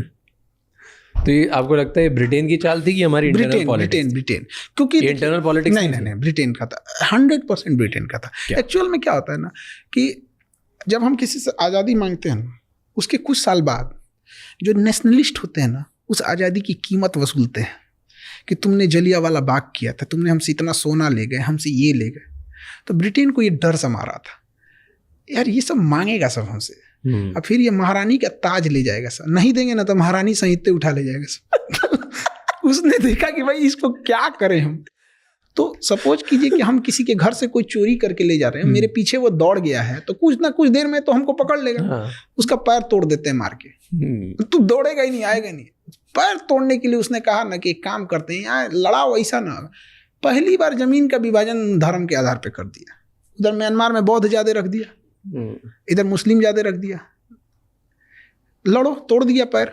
अब हमें क्या लगता है पाकिस्तान दुश्मन है वो फिलहाल 47 के बाद, लेकिन पाकिस्तान को पैदा करने वाला दुश्मन का बाप ब्रिटेन हुआ। अब तो मिटाना बड़ा मुश्किल हो गया ना। उस समय नया नया चीज था, बंटवारा खत्म हो सकता था। हमको एक चीज नहीं समझ में आता, सरदार पटेल इतने बहादुर, क्या पर्सनालिटी थी सरदार पटेल की, नो डाउट अनमैचेबल, अवतार लिए हुए इंसान थे सरदार पटेल। वो हैदराबाद के नवाब को यूं झुका देते हैं, ऑपरेशन पोलो ले आते हैं।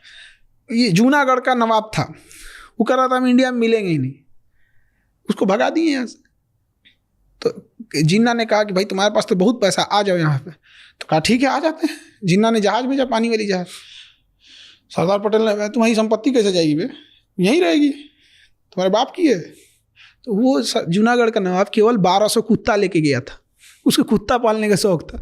जिन्ना देखा, माथा पीट लिया, कमीने तो कुत्ता लेके आ रहा है यहाँ पे, ना जमीन लाया ना पैसा लाया, कुत्ता लेके आया वहां पे।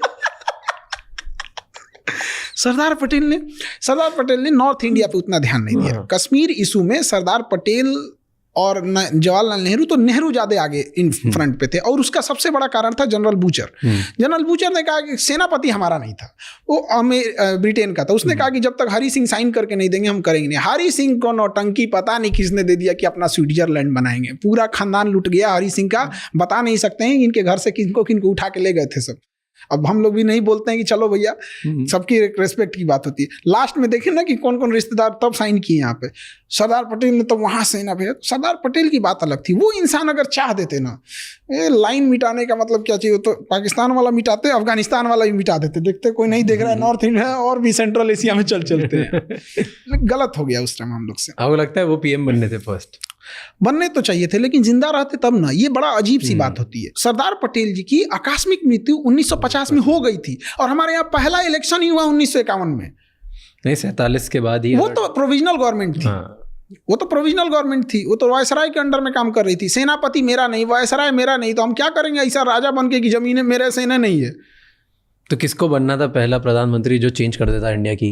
तो उस समय जो कर सकते थे 47 में प्रोविजनल गवर्नमेंट में, उन्हीं के हाथ में था, होम मिनिस्टर के अंडर में। नहीं, उसके बाद पहले इलेक्शन के टाइम पे देखिए पहले इलेक्शन के टाइम पे तो बहुत लेट हो जाता है। 47 में ही बात कर रहे हैं, क्योंकि आप बहुत लेट कर दीजिएगा तब तो नहीं हो पाएगा। 47 में ही ये विभाजन खत्म होना चाहिए था। और जिन्ना को टीवी था, मर गया, फिर उसके बाद ले लेते। हाँ, वहाँ पे जिन्ना मारा था ना, तो उसकी बॉडी को 2 घंटा बाद आया था सर ले जाने के लिए। एम्बुलेंस में मर के सड़ रहा था, मक्खी भन बना रही थी, एम्बुलेंस का एसी नहीं चल रहा था, अब फ्यूल खत्म हो गया। तो सोचिए उसका कारकेट जाना चाहिए ना, तो फ्यूल खत्म हो गया था। फिर मैसेज गया कि जिन्ना यहाँ पड़ा हुआ है, ले जा भाई तू। ओके, आप पाकिस्तान की बात कर रहे थे। मैंने आपका एक वीडियो देखा, उसमें थंबनेल था, पाकिस्तान के लोग ये वीडियो मत देखना। ये वीडियो में क्या बताया आपने? ऐसा क्या बताया? 1971 की वार की चर्चा थी इस वीडियो में, और ये आई थिंक 5 साल पहले का वीडियो, 2020 के आसपास का। हाँ, तो उसमें यही बता रहे थे कि मतलब पाकिस्तान अपना किस तरह, मतलब 2 साइड में लड़ाई चल रही थी। एक थी बांग्लादेश साइड में, तो बांग्लादेश साइड में हमारी आर्मी उसके ऊपर भारी पड़ रही थी, और उसने सोचा कि भाई बांग्लादेश तो गया मेरे हाथ से। तो उसने पूरी अपनी टैंक रेजिमेंट और पूरी इन्फेंट्री बटालियन लेके घुस गया राजस्थान में, जिसपे लोंगेवाला की लड़ाई अपने बड़ा फेमस लड़ाई थी। मेजर कुलदीप सिंह चांदपुरी, तो वो 120 जवान थे, उनके सामने पूरी इन्फेंट्री बटालियन थी और पूरी टैंक थी। उनको ऊपर से ऑर्डर थे, छोड़ के हट जाओ भाई, नहीं लड़ पाओगे उनसे। वो लोग नहीं हटे और रात भर रोक दिया उन लोगों को। सुबह आई, जहाजें मार गई। हमारी सेना के ऊपर ऑर्डर आए थे कि हट जाओ, सुबह जो होगा देखा जाएगा। उन्होंने कहा कि भैया सुबह तक ये तो पूरे जोधपुर एयरबेस उड़ा देंगे सब। और उसी लड़ाई में पाकिस्तान की सेना थी, उसको 93,000 फौज को पाकिस्तान से मैसेज था, हटना मत गधा कहीं का, बहुत बिरयानी खिलाए तुमको, हटना मत। वो 93,000 सरेंडर कर दिए। तो 93,000, इन सबको ना चम्मच में थूक के डूब जाना चाहिए। तो क्यों सरेंडर कर दी? कुछ तो लड़ने की औकात होनी चाहिए। यहाँ हम 120 में रोक, यहाँ 120 में रोक दिए हो। 1.25 लाख नू एक लड़ा वहाँ। तो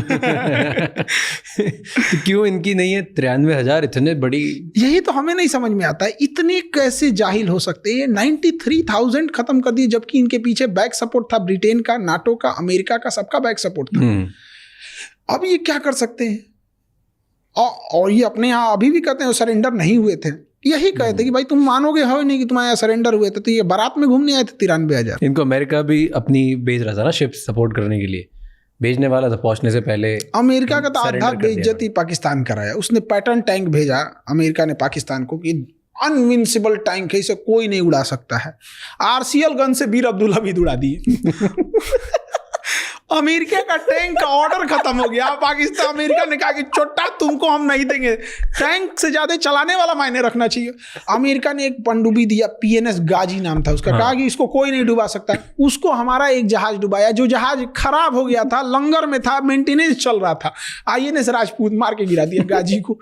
अमेरिका कहा कि तुमको हम हथियार नहीं देंगे, तुम पूरा बेइज्जत करा के रखा है हमको। 1970 का जहाज था MiG-21। 1970 की मोटरसाइकिल चलाने में डर लगेगा हम लोग को। उतनी पुरानी मोटरसाइकिल चलेगा भी कि नहीं चलेगा, अजीब लगेगा। हम लोग का MiG-21 जहाज 1970 का, उसमें गिरीश मोबिल सब खत्म है, झर झर झर झर करता है। इसे दरवाजा बंद हो जाएगी, पायलट कहते भाई बंद हुआ कि नहीं, इसे नहीं, भाड़ा पे टेम्पू चलती है वहाँ पे, वैसा जहाज से। और पाकिस्तान का F-16 मार के गिरा दिया। F-16 मार के गिरा दिए। अब दुश्मन के एरिया से यूं टर्न लेके भागना था। अब ये पुराना जहाज था, टर्न लिए बस वहीं क्रैश हो गया। अब पाकिस्तान पागल हो गया भाई। अमेरिका को कहते हैं भाई अच्छे लोगों को हथियार भेजो, तुम्हारी भी इज्जत बची रहेगी। F-16 मार के गिरा दिया। अब पाकिस्तान कह रहा है कि नहीं गिरा F-16, उसका जो विंग्स टूटा हुआ था वो इंडिया में गिर गया। तो हमारे एयरफोर्स ये देख, ये टेम्पू का दरवाजा है रे। इनको ऐसा लगता है ना कि हमको लगता है, इन सबको ऐसा लगता है कि इनको फरिश्तों से डायरेक्ट फोन नंबर रखे होंगे, सब ये बात करते होंगे उस तरह से। हम लोग का चंद्रयान क्रैश कर गया, होता है। हमारे वैज्ञानिकों ने पूरा कोशिश किया था, वहां पहुंचा कि जमीन पे लैंडिंग ठीक जगह पे नहीं हुई थी। लेकिन उसके बाद तो हम लोग ने अच्छा कर दिया। जब क्रैश किया था तो बहुत खुश थे सब। अरे गधों, जो पहुंच सकता है वो अगली बार अच्छे से पहुंच जाएगा। एग्जैक्टली। अब वो पूछ रहा है सब कि क्या करेंगे चांद पे जाके। मतलब किस स्कूल कॉलेज में, हमको ना कभी कभी लगता है कि हमारे यहाँ स्कूल खराब है। कह रहा है कि चांद पे जाके क्या करेंगे। अरे कल को अगर वहां यूरेनियम मिल जाता है, वहां जाएंगे, यूरेनियम निकाल के लाएंगे। दुनिया का सबसे महंगा चीज यूरेनियम है। सोना चांदी हीरा को पूछता को नहीं। तो मतलब ये तो नॉर्मल लोगों को लगता है कि सोना बहुत महंगा चीज है। अरे सोना मतलब क्या चीज, टांग के घूमो यहाँ पे। यूरेनियम कल को वहां मिलेगा, हम लेके आ जाएंगे। और जब तक इनकी टेक्नोलॉजी बनते बनते पूरा खदाड़ के लेके खत्म कर चुके रहेंगे। दो देश एक ही टाइम पे अलग हुए थे, एक ही हिस्से से अलग हुए थे, पाकिस्तान और इंडिया। दो ने डेढ़ बोलिए, डेढ़ आधा ही है। उसका आधा बांग्लादेश कट गया। वो आधा देश प्रगति क्यों नहीं कर पाया जब एक ही टाइम पे अलग था? उनमें दिक्कत क्या है? उन सबको ना अजीब दुनिया में जा रहा है सब उनको। उन लोग की दुनिया ही अलग है। हम लोग को ना बिल्डिंग चाहिए, फैक्ट्री चाहिए, हॉस्पिटल चाहिए। ये छोटा मोटा चीज उन सबको थोड़ी चाहिए। सीधे ताज होटल में आएंगे, बम चलाएंगे और उसका जन्नत में जाएंगे। अरे गधा कहीं का। ऊपर वाले को सबसे ज्यादा अगर किसी ने बदनाम किया तो पाकिस्तान वालों ने बदनाम किया। कोई इंसान मेरा नाम लेके किसी को 2 तमाचा मार दे, खान सर की जय 2 तमाचा मार दे, हम फंस जाएंगे। ये अपने खुदा का नाम लेके बम चलाते हैं। यार फंसा किसको रहे हो? तुम बदतमीज हो, तुम बम मार रहे हो, किसी मासूम को ले रहे हो। तो अच्छे चीज में नाम लो। कहीं तुम परोपकार कर रहे हो, कोई हॉस्पिटल खोल रहे हो, वहां खुदा का नाम। गलत काम में क्यों खुदा का नाम लेते हो? फिर क्या है कि कोई इंसान नॉर्मल नमाज पढ़ रहा है, खुदा का नाम ले रहा है, लोग उसको अंतर नहीं समझ कर पाते हैं। अजीब हाल है ये। कहीं 50 एम्बुलेंस डोनेट कर रहे हो, तुम नाम लो अपने भगवान का, लो अपने खुदा का, लो सबको अच्छा काम में लो। पूरी कम्युनिटी को नाश के रखा है। क्या बोलिएगा इसको? बट प्रॉब्लम क्या है ना, धार्मिक चीज़ें बहुत ज़्यादा आगे नहीं होनी चाहिए। धार्मिक चीज़ों में एक चीज़ क्या है ना कि वहाँ पर आपका धार्मिक चीज़ें में आप उसमें ना आप लॉजिक नहीं लगाइए। जो बोला जा रहा है चुपचाप एक्सेप्ट कर लीजिए, जो है वही मान लीजिए। अब जब ये बहुत ज़्यादा हो जाएगा ना, समाज को इस चीज़ की आदत लग जाएगी एक्सेप्ट करने की। एक पाकिस्तान के कोई बहुत फेमस इंटेलेक्चुअल थे, वो हम तो उन्हें उतना देखते नहीं हैं, बट उनका एक क्लिप आया था कोरोना के टाइम पे कि वैक्सीन मत लगवाना, अमेरिका की वैक्सीन है। तो हमको लगा कि भाई सुनना चाहिए, भाई पाकिस्तान का स्कॉलर आदमी क्या बोल रहा है। तो हम सुने कि क्यों, उस समय कोरोना सबको डर लग रहा था, जो बोलता था आदमी हम क्या बोल रहा है भाई, सुन सुन सुन कर रहा कि ये अमेरिका की चाल है, वो वैक्सीन में कोई नैनो चिप रखे हैं। हमको और वो इसके हेल्प से, इस वैक्सीन की हेल्प से हमारी दिमाग को कंट्रोल करेंगे, हमारी दिमाग चुरा लेंगे। हम कह रहे हैं भाई अमेरिका को अगर दिमाग चुराना है, तुम गधों का दिमाग चुराएंगे, नाड़ा बांधने के अलावा आता क्या है तुम लोगों को? क्या बेवकूफ़ी चल रही है इन सब की, अलग टाइप का। मतलब इनको देखते तो हमें भी लगता हमारा एजुकेशन सिस्टम ठीक है, चलो भाई कोई शिकायत नहीं है इंडिया से, कोई बहुत अच्छा चल रहा है, इंडिया एकदम ठीक ठाक चल रहा है। जिसने भी लाया है अलग अलग प्रधानमंत्रियों का योगदान है, कम के वो इसे तो भाषण नहीं मचाया है सब जैसे उन्होंने कर दिया। बट वहाँ पे लगता है कि आर्मी की वजह से दिक्कत है, क्योंकि आर्मी कंट्रोल करती है, आर्मी ही बनाती है प्राइम मिनिस्टर, आर्मी ही हटा देती है, जो प्राइम मिनिस्टर बनता है वो जेल चले जाता है। पाकिस्तान के पास आर्मी नहीं है। नहीं, पाकिस्तान के पास आर्मी नहीं है, आर्मी के पास पाकिस्तान है। ईद के टाइम पर देख रहे थे, ईद में उसका जनरल जो था, सेना का जनरल, पूरे शहर में पोस्टर लगाया हुआ है, ईद मुबारक। अब फोटो लगा, जैसे अपने नेताओं का कैसे फोटो लगता है, शुभकामना, नव वर्ष की शुभकामना, ईद मुबारक, होली की शुभकामना, वैसे सेनापति अपना पूरे शहर में लगवाया हुआ है। क्या इंडिया में लगा सकते हैं? क्या हाल है वहां पे पाकिस्तान वाले? उसका सबसे बड़ा कारण क्या था कि जिन्ना ने देश लिया उससे ज्यादा खतरनाक था कि जिस तरीके से उसने देश लिया। और जब देश आजाद हो गया, मतलब विभाजन हो गया, तो मुस्लिम लीग ने कहा कि हमें अपना मुल्क मिल गया, तो उसने डांटा था मुस्लिम लीग को और कहा था कि इतिहास याद रखेगा, मुस्लिम लीग ने देश अलग नहीं किया, जिन्ना के ताकत से देश अलग हुआ। ये उसकी ताकत। और गुजरातियों को अंडर एस्टिमेट नहीं करना चाहिए। जिन्ना भी गुजरात के थे भाई, बहुत तेज दिमाग के होते। जीना भाई ठक्कर, मतलब वो ठक्कर जाति से ना, मुस्लिम नहीं था जिन्ना, उसके दादाजी मुस्लिम नहीं थे। जेना भाई ठक्कर थे, ठक्कर जाति से। तो उसने ना मछली का व्यापार करते थे, तो शाकाहारी लोगों ने उन्हें बाहर कर दिया, भागो यहाँ से, तुम ये मछली कराची में सीख दिए। तो मुंजा भाई ठक्कर मुंजा भाई ठक्कर का बेटा हुआ जेना भाई ठक्कर, और जेना भाई ठक्कर का बेटा हुआ मोहम्मद अली जिन्ना, और ये इस्लाम धर्म अपनाया था और उसके बाद से ये कांड कर दिया। तो अगर जिन्ना को हम लोग एलिमिनेट कर देते ना तो पाकिस्तान बनता ही नहीं। नाथूराम गोडसे, हमको लगता है इसने को किसी ने गलत सुपारी दे दी थी, फोटो दिखाने में गलत कर दिया कि मारना है इसको, मार दिया उसको जाके। भाई मारना था तो जिन्ना को मार देते यार। हम लोग तो बदनसीब थे भैया, हम लोग तो अभी जन्म लिए हैं, आज़ादी के समय हम लोग नहीं थे। बट इनफैक्ट एक कॉमन सेंस भी रहता, अगर हमें ही मारना रहता तो भाई हम गांधी को क्यों मारे? 80 साल का बूढ़ा तेज ढकेल देंगे तो मर जाएगा इंसान, उसको मार दिया। कितना बेशर्मी का बात है यहाँ पे। जिन्ना को मार भाई, सारा बवाल खत्म हो जाएगा यहाँ पे। वही ना मचा रहा है यहाँ पे। आप उस आइडियोलॉजी की नहीं हो जहाँ पे लोग डिबेट करते हैं ना कि गांधी जी ने ऐसा किया, गांधी जी ने ऐसा किया। कहाँ कौन से प्रस्ताव में गांधी ने लाया? देश का विभाजन हुआ, CR फॉर्मूला, चक्रवर्ती राजगोपालाचारी लास्ट में थे, सरदार पटेल ने भी सहमति उस समय थी, जवाहरलाल नेहरू की भी सहमति थी, सबकी थी। कारण क्या था? जिन्ना था। सिंपल सा कारण उसका जिन्ना था। जब जिन्ना को लग गया और 1945 में शिमला सम्मेलन हुआ, उसमें जिन्ना की बात ही नहीं मानी गई 1945 में, और वहाँ कांग्रेस में बोला गया तो इसने मोहम्मद अबुल कलाम आज़ाद गए वहाँ पे। तो 1945 में शिमला सम्मेलन में जिन्ना को लग गया कि ये लोग ना आज़ादी देने वाले हैं ना देश का विभाजन करने वाले हैं, ये लोग बस आज़ादी दे के चले जाएंगे। तो जिन्ना ने उसके एक साल बाद 16 अगस्त 1946 को ओपन बोला था, डायरेक्ट एक्शन प्लान, दंगा फैला दिया, हर घर में दंगा, हर शहर में होने लगा, हर शहर में होने लगा। जिन्ना को मारो, खत्म कहानी। एक सिंपल सी बात बताते हैं, जिन्ना को मार देते तो कौन इंसान आता आज़ादी की मांग करने के लिए? कौन था? कोई नहीं। जिन्ना को पूछता कौन है? विप्रो कंपनी के मालिक है ना अजीम प्रेम जी, विप्रो उन्हीं की है। अजीम प्रेम जी के पिताजी थे मोहम्मद प्रेम जी, उनको जिन्ना ने ऑफर दिया कि आप क्या कर रहे हैं वो हिंदुस्तान में, ये आपका मुल्क है पाकिस्तान, यहाँ आइए हम आपको वित्त मंत्री बना देते हैं। हम आप फोन काट दिए, रख देश बनाया यहाँ पर। इस इंसान ने ठुकरा दिया। 22 करोड़ रुपया दान देते हैं विप्रो से, हमारे रतन टाटा साहब। ये लोग देश के लिए हीरा हैं ये लोग। तो अलग टाइप का था। जिन्ना नहीं रहता तो विभाजन कभी नहीं होता। अच्छा, उसके बाद भी वो लोग क्या कर रहे थे जो विभाजन को स्वीकार कर लिए? बाकी लोग, इसका मतलब आप ये मानते हैं कि वो 80 साल का बूढ़ा जो चल नहीं सकता था, जिसको 2 इंसान उठा के ले जाते थे, उसमें इतनी ताकत थी और आपके नौजवानों में कोई ताकत नहीं थी? दोनों बात आप एक साथ नहीं बोल सकते। तो आप इसको एक्सेप्ट कीजिए। एक और आप कहते हैं कि सारे नेता का योगदान है, एक और कहते हैं यही अकेले सब कुछ कर दिया। आज़ादी की श्रेय में यहाँ एक कोई किसी को दान देता है, 2 किलो अनाज, केला, फल देता है ना, तो 4 फोटो खिंचवाता है। एक कोई घर बनवाता है तो 10 फोटो खिंचवाता है। इंडिया मैच जीत जाती है तो लोग फोटो खिंचवाने के लिए लाइन लग जाती है। देश जब आज़ाद हुआ ना तो सारे लोग जश्न मनाने दिल्ली में थे। गांधी उस समय नोआखली में एक दंगे को कंट्रोल करने वाले थे, और तब लॉर्ड माउंटबेटन देखा ना, कहा कि दंगा कंट्रोल नहीं हो सकता है। तब गांधी जी पहुंचे, दंगा कंट्रोल कर दिया। तो लॉर्ड माउंटबेटन ने कहा वो एक अकेला आर्मी है, वो 1 मैन आर्मी। क्या बात कर सकते हैं उसको, गांधी को?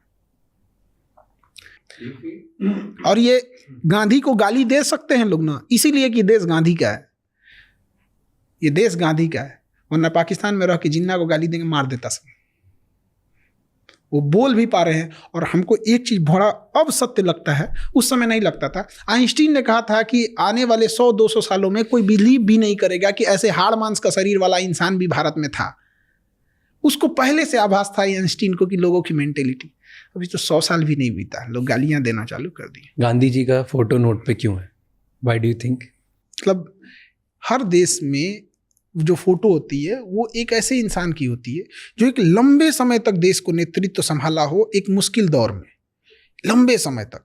कई बार आप देखिएगा ना, मैच में कोई ऐसा इंसान मैच जिताता है ना, ज़्यादा रन नहीं मारा है लेकिन मुश्किल दौर पे विकेट को बचा के रखा था। तो गांधी वही खिलाड़ी था, मुश्किल दौर में बचा के रखा था। वर्ल्ड वॉर 1 के बाद उन्होंने जो संभाला यहाँ पे। और गांधी रहता तो मुस्लिम लीग बना ही नहीं रहता। 1906 में ये क्या कर रहे थे? 1916 में जब कांग्रेस और मुस्लिम लीग के बीच लखनऊ में समझौता हुआ तो सरदार पर ये बाल गंगाधर तिलक जी थे वहाँ पे, उनके उपस्थिति में समझौता हुआ। वहाँ पे एनी बेसेंट थी लखनऊ समझौता में। होने ही नहीं देना चाहिए था उसी समय। अब जड़ मसल के खत्म कर देते। मुस्लिम लीग बनता ही नहीं तो मांगता कौन? जिन्ना। अपने पैरेलल एक संगठन बना दिया। 1909 में मुसलमानों के लिए अलग निर्वाचन क्षेत्र घोषित कर दिए। कौन पागल था उस समय, उसको नहीं पता था कि आप एक एरिया अलग दे रहे हैं, कल को वो देश बना लेगा। यही चीज जब 1932 में इंग्लैंड में रैमजे मैकडोनाल्ड करना चाहता था, महात्मा गांधी वहां गए और टेबल पे मीटिंग चल रही थी, राजा बैठा था, प्रधानमंत्री बैठे थे, गांधी उठ के चले आए और जब यहाँ आए तो लोगों ने पूछा कि क्या आए हैं, तो उन्होंने कहा कि मैं खाली हाथ आया हूं, लेकिन देश के इज्जत पे बट्टा लगने नहीं दिया हूं। और 1909 में जब पृथक निर्वाचन दिया जा रहा था तो उस समय कौन गुनहगार था? खैर, जो न गांधी को जान रहा है, न नेशनल फ्रीडम स्ट्रगल पढ़ा नहीं, वो भाषण देगा तो उसको क्या सुन सकते हैं। और सवाल उठाने वाले बहुत लोग हैं बिना पढ़े लिखे। सवाल तो लोग सीता मैया पे उठा दिए थे, तो गांधी जी क्या है? तो गांधी और हम और आप क्या चीज़ है? इस समाज का उसूल है, जो इस समाज को उठाएगा समाज उसको मार देगा। चाहे महात्मा बुद्ध को जहर देना हुआ हो, चाहे अब्राहम लिंकन को मारना हुआ, चाहे सुकरात को हो, चाहे ईसा मसीह को सूली पे चढ़ाना हो, या फिर इमाम हुसैन का कत्ल करना हो, या फिर गांधी को गोली मारना हो, या सीता मैया को अग्नि परीक्षा पे बैठाना हो, ये समाज उसी को उंगली उठाता है जो इसे सहता है। इस सब मामले में कृष्ण जी ठीक थे, इस सब मामले में सबसे ठीक ठाक है, दुर्योधन ज्यादा नहीं। क्यों ठीक थे सबसे, ऐसे क्यों? ये सब एक उनके लिए फिक्स था कि भाई एक लिमिट से ज्यादा कूदोगे तो काम खत्म कर देंगे। इतना नहीं यहाँ पे कि कर्ण रथ से नीचे उतर गए थे, मारिए इसको, तो काहे भाई इंसानियत। जब द्रौपदी का चीरहरण हो रहा था तो इनका इंसानियत मर गया था। टिट फॉर टैट, ये सब चीजों में ठीक थे। आप कौन से किसको फॉलो करते हैं? हम सबको सब। यहाँ एक इंसान जिस मोहल्ले में रहता है सबसे संपर्क बना के रखता है। वो पुलिस वाला है, पोस्ट ऑफिस में टीचर हैं, ये IAS है, एक जज हैं, और संपर्क बना के रखता है, बड़ा खुश होता है। तो फिर इतने बड़े बड़े भगवान से क्यों बैर लेना भाई? सबसे मिलजुल के रहो, कोई दिक्कत कभी आएगी तो खुल के बोल सकते हो। और क्या ये बताइए, अगर कोई क्रिश्चियन है वो वाहे गुरु से कहे कि हमारी मुसीबत में आप, मेरी मुसीबत है, हमें इस मुसीबत से निकाली, तो क्या कहेंगे? तुम क्रिश्चियन हो। इंसानियत सबसे बड़ा होना चाहिए, सर्वोपरि। अभी देखा जो बिल के ऊपर बात हो रही है, वक्फ बोर्ड बिल, वो क्या है ना कि रिलीजियस चीजें जो होती है ना, जैसे CANRC आया था ना, ऐसा लग रहा था कि दुनिया पलट जाएगा, तो ये हो जाएगा, तो वो हो जाएगा, देश के लिए ये वो, पता नहीं क्या हुआ, पता ही नहीं चलता कुछ आपको। मतलब कुछ GST आने वाला था तो इससे देश का विकास हो जाएगा, ये हो जाएगा, वो। मीडिया में जो हवाबाजी चलती है उसको रियलिटी से बहुत अंतर होता है। नोट बदल देंगे तो आतंकवादी का कमर टूट जाएगा, सुधरा उसके बाद पुलवामा हुआ था। बताइए, इतना भयानक, चलती सड़क पे बम से उड़ा दिया, पठानकोट हमला हो गया यहाँ पर। तो जो मीडियाबाजी एक अलग चीज़ है, ऑन ग्राउंड रियलिटी अलग चीज़ है। UCC है, समान सिविल संहिता, ऐसा लग रहा है कि भारत सिंगापुर हो जाएगा। क्या हो जाएगा उसमें? एक तो शादी ब्याह का रूल होगा कि भाई आप डिवोर्स देने का तरीका बदलेगा, डिवोर्स नहीं खत्म होने, तरीका बदलने वाला कि आप कोर्ट से जाके डिवोर्स लीजिएगा। सारे धर्मों के लिए एक जैसा हो जाएगा। वसीयत का होगा कि भाई बेटा का अधिकार है तो बेटी का भी अधिकार है।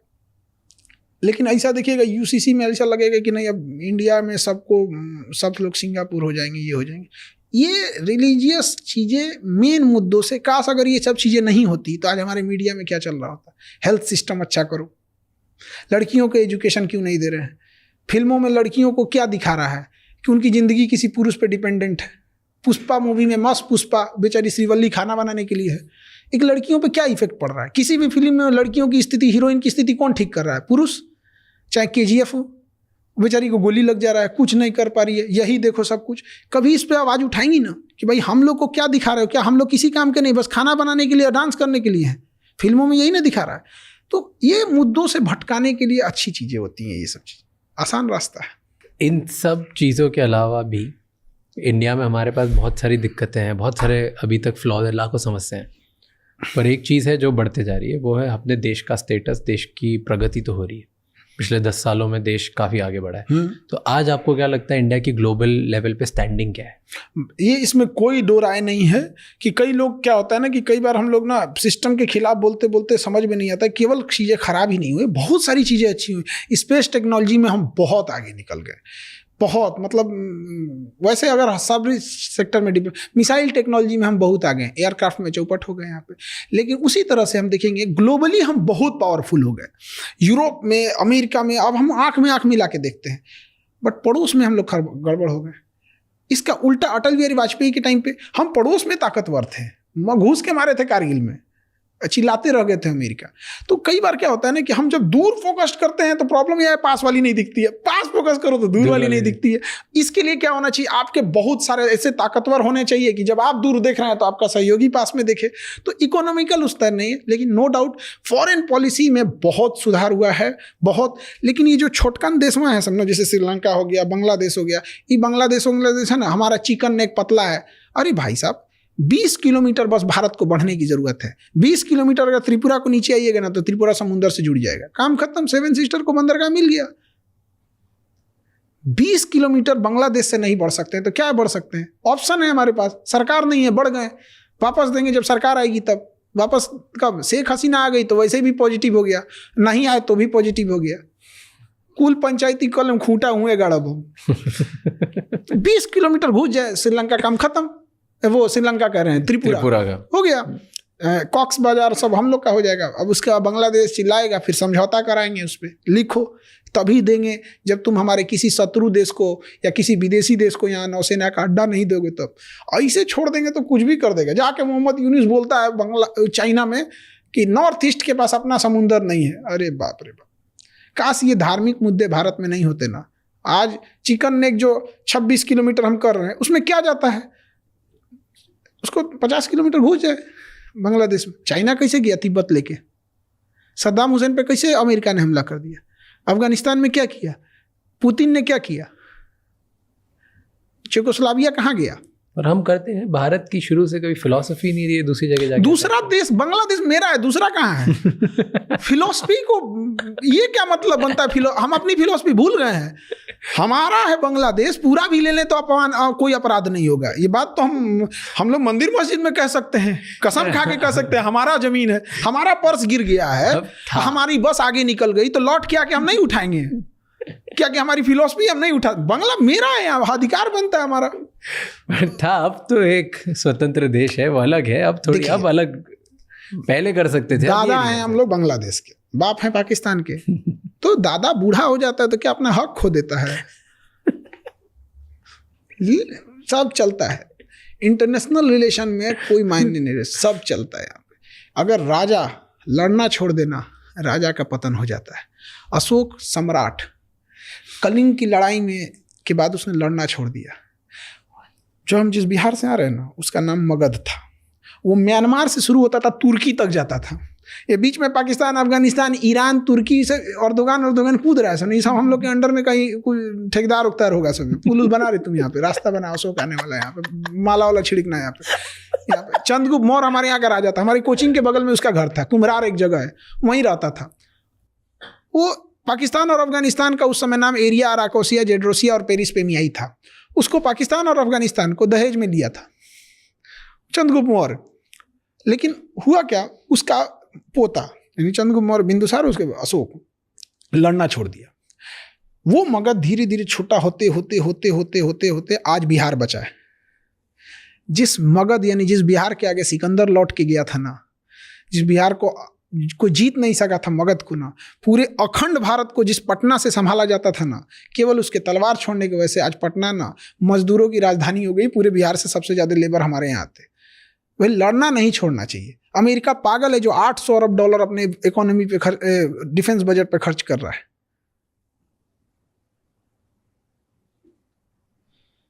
भाई हम कहाँ, हम जबरदस्ती मार रहे हैं। वो धमकी दे रहा है तुम्हारा चिकन नेक पतला है, चौड़ा कर देंगे इसे।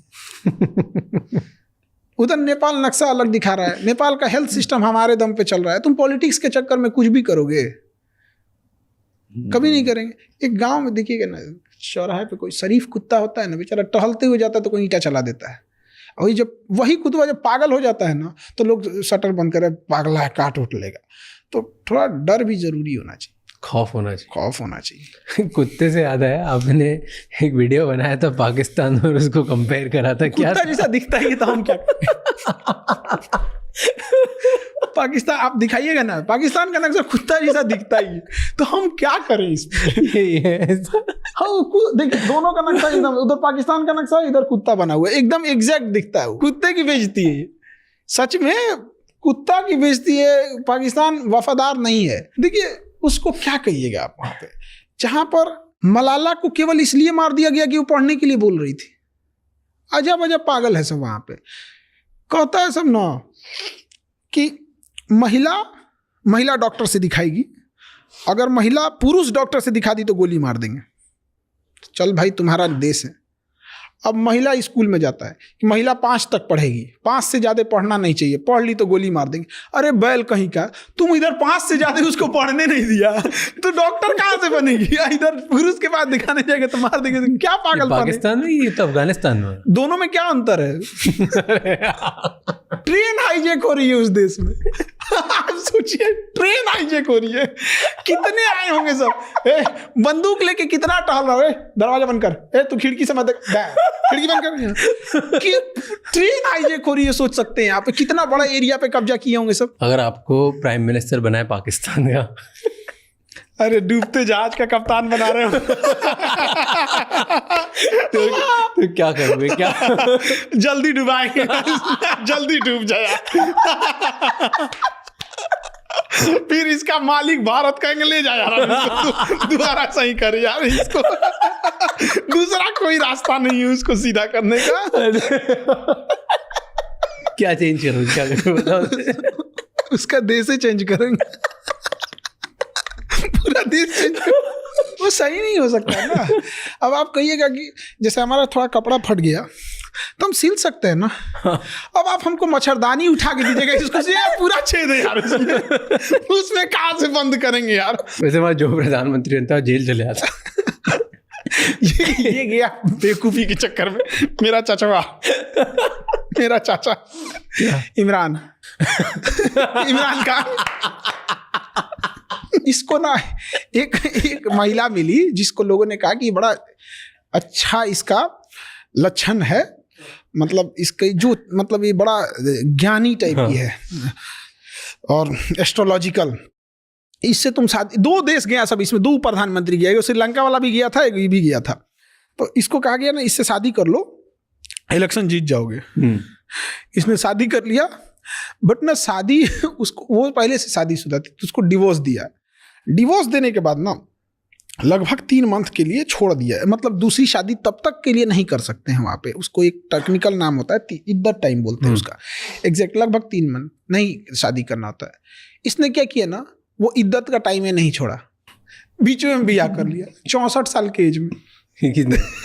इमरान खान उसी लिए जेल गया है। इस्लामिक रूल के हिसाब से आपने टाइमिंग तो देना चाहिए ना। उस बूढ़ा होके तीसरा की चौथा शादी किया है, क्या जरूरत थी बेवकूफ़ी करने की उसको। और उसको ना जब कोर्ट में पेश कर रहा था सब, तो उसको कोई गोली ना मार दे, उसको बुलेट प्रूफ पहनाया था सब, और सर पे कोई गोली ना मार दे तो बाल्टी उड़ा के ले गया था। स्टील का बाल्टी पहना के ले गया कि इसको मार देगा सब।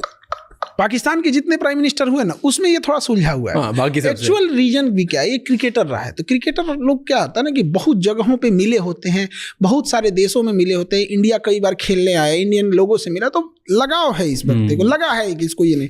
बाकी सबको कुछ पता नहीं होता है, उन सबको उठते वहाँ का वो कर डिफेंस मिनिस्टर कह रहा था पाकिस्तान का कि हम भारत के ऊपर टैक्टिकल परमाणु बम मारेंगे और मुसलमानों को बचा के। मतलब परमाणु बम ये पता चलेगा वो मुस्लिम तो नहीं फटेंगे हम। अरे चोट्टा कहीं का, जब हम इस देश में जिसके साथ जिए हैं, जिसके साथ हम ईद मनाए हैं, जिसके साथ हमने होली खेली है, जिसके यहाँ दिवाली में जाके मिठाई खिलाया है, नहीं खिलाया है तो आदमी टोक दिया है कि तुम्हारा मिठाई नहीं खिलाएगा इस बार।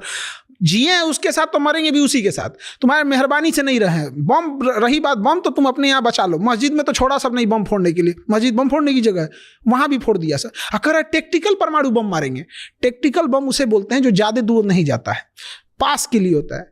तो मतलब अब तुम अपने देश में बैठ के टैक्टिकल परमाणु बम मारोगे तो देश में, तुम्हारे ही देश में फटेगा। मतलब वो उसका डिफेंस मिनिस्टर कर रहा है, हम अपने देश में अरे परमाणु बम स्ट्रेटेजिक होता है, जो दूर तक मारता है। टैक्टिकल कब होता है कि फंस गए हम यहाँ पर और उसकी ना कोई सेना घुस गई है या उसकी छावनी है, तो मारा वहां पे थोड़ी दूर के लिए तबाही कर दिया। तो या तो उसको टैक्टिकल का पता नहीं है, या तो उसका परमाणु बम भी टैक्टिकल ही है। या परमाणु बम का भी बेइज्जती कर रहा है सर। परमाणु बम एक स्ट्रेटेजिक बम है हमारे देश में, उसको हेल्थ थल सेना नहीं कर, उसका एक ब्रांच है स्ट्रेटेजिक कमांड, वो संभालती है, वो उसको भी टैक्टिकल कर रहा है। बताइए इसको क्या बोला जाए। तो आप बने कैसे, आपने कैसे स्टार्ट किया, आप ये सब करना कब शुरू किया? हम लोग तो ये सब टीचर बनना ही नहीं था हम लोग को। लोग 10th पास किए थे लोग, तो घर की स्थिति समझ गए थे कि इंटर कर लेंगे, उसके कुछ ना कुछ काम सीखना पड़ेगा। जहाँ हम रहते थे उसका किराया था 1500 रुपया, और हमको हमेशा सोचना ये इसको 1500 रुपया रेंट देना है, कहाँ से देंगे। और मेस में जहाँ हम खाना खाते थे उसका रेंट था 1400, उसका मेस का चार्ज था 1400, और 2 टाइम खाना आता है टिफिन से। तो ये बड़ा समस्या रहता था, क्या करें हम। तो जिसके मकान में रहते थे ना, उनके 4 बाल बच्चे थे, स्कूल वाले थे, कोई 7 में था, कोई 9-10th में था, ऐसे 4-5 थे। तो हम कहें कि देखिए ना बड़ा समस्या है, इनको दे दीजिए, हम पढ़ाने की हम पढ़ा देंगे यहाँ पे। तो उन 4 बच्चों को पढ़ाएं, तो 4 में से 3 को पढ़ाना था, एक नानी के यहाँ कहीं रहता था, तो उनको पढ़ाना चालू किए। उनका रैंकिंग खराब आता था, सुधरने लगा। तो 3 बच्चों को पढ़ाने के लिए हम ये उम्मीद कर रहे थे कि वो 1500 रुपया देंगे, ताकि मेरा रेंट, क्योंकि उन्हीं के मकान में रहता, बट उन्होंने 800 रुपया दिया। हम कहे यार क्या आदमी है यार। हम कहे भाई एक और कोचिंग पकड़नी पड़ेगी, एक और ट्यूशन पकड़ना पड़ेगा, तो ताकि निकल सके। तो एक और ट्यूशन पकड़े, वहाँ से 1000 आ गए, तब थोड़ा सा टेंशन फ्री हुआ कि बाप रे बाप, खाना पीना हो गया, दिमाग काम करेगा। तो ऐसे चलते था। 6 महीना हुआ तो एक कोचिंग थी जहाँ के एक टीचर थे, बहुत अच्छे टीचर थे, बट उनका कहीं जॉब हो गया, गवर्नमेंट जॉब, केरला साइड चले गए। तो वहाँ के बच्चों ने हंगामा किया कि हम दूसरे टीचर से नहीं पढ़ेंगे। तो उन्होंने कई टीचर्स को लगाया, 2-3 दिन ट्रायल देते थे लोग, फिर ख़त्म कर देते थे।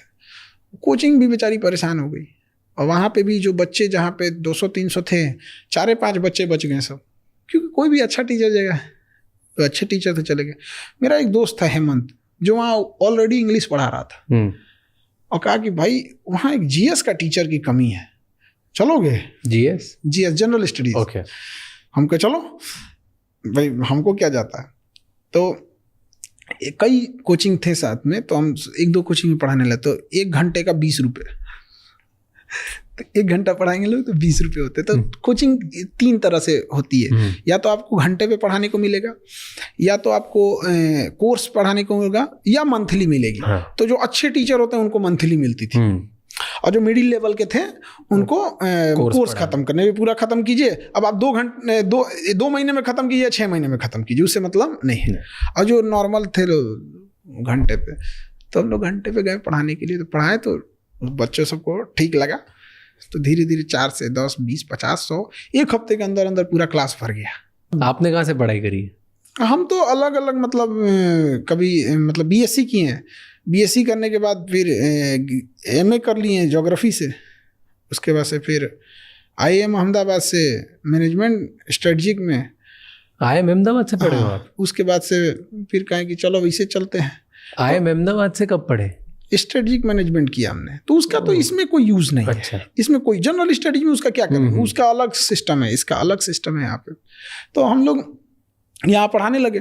अब 1 घंटे का 20 रुपये मिलता था, तो हम सोचते थे 6 घंटा पढ़ा दे, 100-150 हो जाए यहाँ पे। फिर उन्होंने भी बढ़ा दिया, फिर उन्होंने 100 रुपया कर दिया घंटे का। हाँ, फिर ठीक ठाक होने लगा।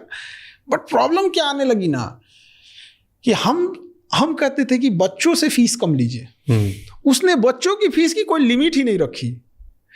मतलब जो चीज़ 1000 रुपये की थी, भीड़ हो गई थी, तो कहते थे देखो जगह नहीं है, सर के क्लास में जगह नहीं है, हम 1000 का 2000 लेंगे। हम कहे ये क्या तरीका है भाई,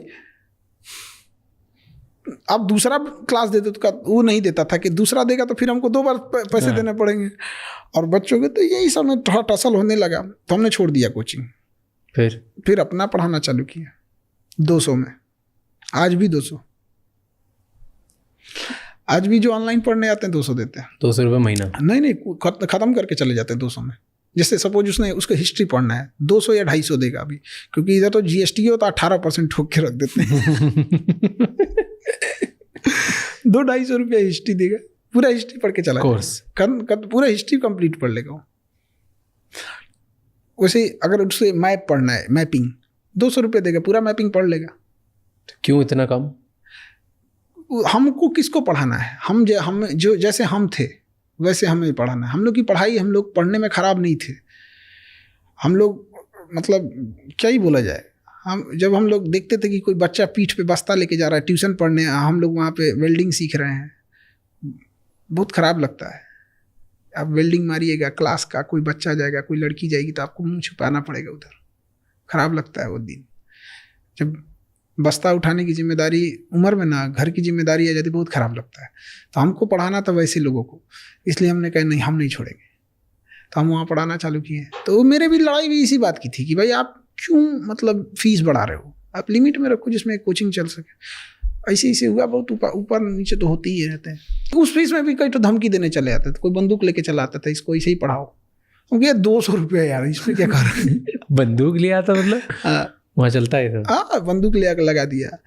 1-2 बार तो हम कहें कि यार इससे ऐसे तो नहीं चलेगा, डांटे उटे, लड़ाई झगड़ा हुआ। ऑफिसों में बम लगा के उड़ा दिया, तो बम से उड़ा दिया। ऑफिस उड़ा दिया आपका? हाँ, उड़ा दिया बम से। हाँ, फिर दूसरा बनाया।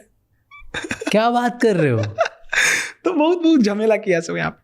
तो इरिटेट होके हम छोड़ दिए, हमको से कि अब पटना नहीं रहेंगे। फिर से हम सोचते हैं कि अपना काम सीख के सऊदी चल जाते हैं। पर ये क्या तरीका है कि कोई आपको आके बंदूक दिखा देता है, बम से उड़ा देता है, ये सब बहुत नॉर्मल है उधर? आपको आज से 1 हफ्ते पहले की बात बता रहे हैं। बिहार का एक जिला है भागलपुर, वहाँ एक 19 साल का बच्चा आइसक्रीम बेच रहा था। एक आदमी आया, कहा आइसक्रीम दे, तो कहा भैया पैसा दीजिए। कहा तो हमरा से पैसा मांगेगा? उसको ऐसे मुंह पकड़ा और मुंह में बंदूक घुसाया और गोली मार दिया। 19 साल का लड़का मर गया। गलती बस थी कि उसने आइसक्रीम का पैसा मांगा था। पुलिस क्या कर रही है, सरकार क्या कर रही है इसमें? इतना पुलिस मजबूत रहेगी। बिहार में क्या है आज तक, क्यों ऐसी कहानियां अभी भी आती है? हम आपको 1 हफ्ता पहले की बात बता रहे हैं। हाँ, तो आज तक ऐसी क्यों कहानी? 1 हफ्ता पहले में वहाँ पर कोई पुलिस प्रशासन कुछ नहीं है। पहले हम लोग भी बहुत झेले हैं। पहले पुलिस को बोलते थे, अब हम लोग खुद सलट लेते हैं। बम चलाओगे, तुम्हारे ही पास एक ठो क्या करेंगे वो वहाँ क्यों नहीं हेल्प करती तो पुलिस वगैरह ये सब? क्यों? वहाँ बाहुबल बहुत है ना। हाँ, आप किसको कहिएगा? यहाँ पे कोई हर पॉलिटिक्स में ऊपर तक पहुंचे उसकी, आप क्या करिएगा? अरेस्ट कराइएगा ना। ऊपर से एक तो मंत्री का फोन आ जाएगा, हमारा आदमी है, छोड़ दो, छोड़ देगी पुलिस। फिर आपका मुंह कुछ रहेगा नहीं, फिर आके आपको धमकाएगा, हो गई लो पुलिस, अब बचाएंगे पुलिस, अब आप कहाँ जाइएगा? वहाँ के लोग हालत बहुत बेकार है। ऐसा भी नहीं है, हम लोग चाहे जैसे भी उसी में जीना सीख गए। हम लोग एकदम कोई टेंशन नहीं है। अभी भी कोई लंदन अमेरिका जन्नत में बैठा दे तो नहीं भैया, हमको बिहार ठीक लगेगा। अब बिहार ही एकदम तो जान का खतरा है, पढ़ा नहीं सकते, 90 रुपए नहीं देना, 200 रुपए नहीं देना, उसके चक्कर में लोग बम उड़ा दे। तो हम लोग भी उसी में लड़ते लड़ते जी गए। यहाँ पे फौजी सबको देखिए, फौजियों की जिंदगी कैसी होती है, कौन सा उन्हें सुख चैन मिलता है। लेकिन फिर भी कोई फौजी को कहिएगा कि पोस्ट छोड़ के जाओगे, कहेगा आप मर जाएंगे, हम फौज नहीं छोड़ेंगे। हम लोग भी ना भैया, दुनिया में कुछ भी हो जाए, जन्नत एक और, बिहार अपना एक और। बिहार से तो भैया मतलब वो मिट्टी नहीं, हो लगाव है वहाँ। जो जाता है ना, अगर गलती से कोई 6 महीना बिहार में रह गया ना, चाहे जहाँ का भी वहीं का बच जाएगा। तो सेफ फील होता है वहाँ पे? हाँ, अब तो सेफ, एकदम अच्छा से सेफ रहते हैं। कैसे सेफ फील होता है? कोई बंदूक लगा देता है, कोई बम से उड़ा देता है, डर नहीं लगता? एक लेवल तक ही रहता है, उसके बाद से तो बंदूक लगाओगे, कितना है तुम्हारे पास, अब डर नहीं लगता? क्यों? अब एक लेवल तो उन सबको भी समझ में आता है कि इसको मारने का मतलब केस FIR नहीं करने वाला है। अच्छा, आप भी बाहुबल हो? नहीं, मतलब तुम मतलब एक सीधी सी बात है कि भाई आप किस हिसाब से पीटिए, कुछ भी कीजिएगा, वापस थोड़े जा पाएंगे लोग। लड़ाई झगड़ा पहले क्या था, एक्सपीरियंस नहीं था। अभी क्या है, तुम गोली चलाओगे, गोली खत्म होगी, अभी नहीं खत्म होगी, 10 मिनट बाद खत्म होगी, 15 मिनट बाद खत्म होगी, उसके बाद कहाँ जाओगे? तो आप तो चले जाओगे, आपको तो खतरा हो जाएगा। ऐसे कैसे हो जाएगा यहाँ पे? यही तो बोल रहा हूँ, हमारा खुद का सिस्टम बना दिया। हाँ, सब चीज हमारे यहाँ जब लड़कियां मार देती हैं सब। मतलब जब हुआ था एक बार, ऐसे आए थे सब, हमारे क्लास की उठ की लड़कियां दौड़ा मारी थी सब। क्या तो स्टोरी बताओ। वो मतलब ऐसे लड़ाई झगड़ा आके कर रहा था, ये कर देंगे, तोड़ फाड़ कर दिया था। हाँ, तो लड़कियां थी सब जो बैच से थोड़ा पहले आई रहती, देख ली तो वही मारना चालू कर दी सब, भाग यहाँ से। तो स्टूडेंट ही मारते हैं। हाँ, स्टूडेंट ही हमारे पास। वो ब्लैक कमांडो से ज़्यादा खतरनाक है वो एजुकेशन में, मतलब बहुत यूनिक है। इसी वजह से बिहार में जो प्रेम मिलेगा ना आपको, वो आपको देख के आप पागल हो जाएंगे, कहेंगे यार कैसे ये चीज़ है। तो हम लोग को थोड़ा सा सिस्टम की वजह से थोड़ा सा गड़बड़ी हो गई। जैसे सेना में आपको भी जाना था ना, फौजी बनना था। हमको तो फौजी ही बनना था, एजुकेशन में तो आना नहीं था। फिर हम लोग एग्ज़ाम दिए, फिर रिटेन हुआ, उसको पास करने के बाद से फिर ये एसएसबी में बुलाया जाता है, और उसके बाद से फिर मतलब मेडिकल वगैरह होता है। तो मेडिकल में हमको हाथ टेढ़ा वजह से साइड कर दिया है। बहुत टेंशन हुआ, क्योंकि फौज में हम लोग को देखिए होता क्या है ना, कि हम लोग जब जिस समय से आए थे तो हम लोग को लगा था कि फौज में जाके जल्दी सेटल भी हो जाएंगे, और घर वाले इतना तो पढ़ने का मौका नहीं देंगे। तो ऐसा लगता था यार बीटेक करेंगे लोग 4 साल फिर पढ़ना पड़ेगा, घर वाले कहाँ से लाएंगे। फौज में क्या है, घुस गए काम खत्म, टेंशन फ्री। तो नहीं बन पाया इंसान।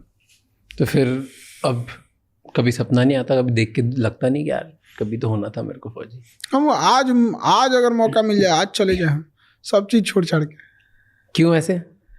दिल लगा चुड़ैल से तो परी किस काम। बचपन से ही सपना था कि नहीं? बचपन से ही एकदम। मेरा घर कॉलेज के सामने था, तो अक्सर जब भी कोई इलेक्शन होता था या कोई भी गवर्नमेंट का प्रोग्राम होता था, तो फौज जो आती थी, सीआरपीएफ या कभी मिलिट्री, तो उसी कॉलेज में कैंप करके रुकते थे लोग। तो वहाँ पे उनका खाना बनना, पूरी ट्रक का ट्रक आना, तो बड़ा वो हर 2-3 महीने पे कभी ना कभी कोई कैंप लग जाता था। कभी एनसीसी का कैंप लगता था तो पूरे आते। तो देखते देखते देखते वो आदत हो गई, वो ड्रेस, वो चीज़ें, सब चीज़ बड़ा अच्छा लगने लगा। बस बचपन से देख के अच्छा लगता था। और कोई भी चीज़ हम देखे रहते तो अमूमन उसी चीज़ से लगाव होता है। अब रेगिस्तान के आदमी को क्या लगेगा, समुंदर से लगाव होगा। देखा ही नहीं तो। कई फौजी को देख के जलन होती है कि यार ये वर्दी मेरे पास भी होनी चाहिए थी। अब हमारे स्टूडेंट होते हैं तो उनको हम मिठाई भी खिलाते हैं, फिर कहते हैं तुम जहाँ हो ना वहाँ हमें जाना था। अब हम जहाँ नहीं जा पाए वहाँ उनको ले जाते हैं। अभी एक नीरज नाम का लड़का था, उसका सिलेक्शन हो गया, वो एयरफोर्स में एनडीए से पायलट बन गया। हम कहे यार तू खुश नहीं है? तो क्या सर एकदम खुश हैं। टेंशन इस बात की है ना, ऐसा ना हो कि हमको राफेल मिल जाए, हमको चाहिए सुखोई।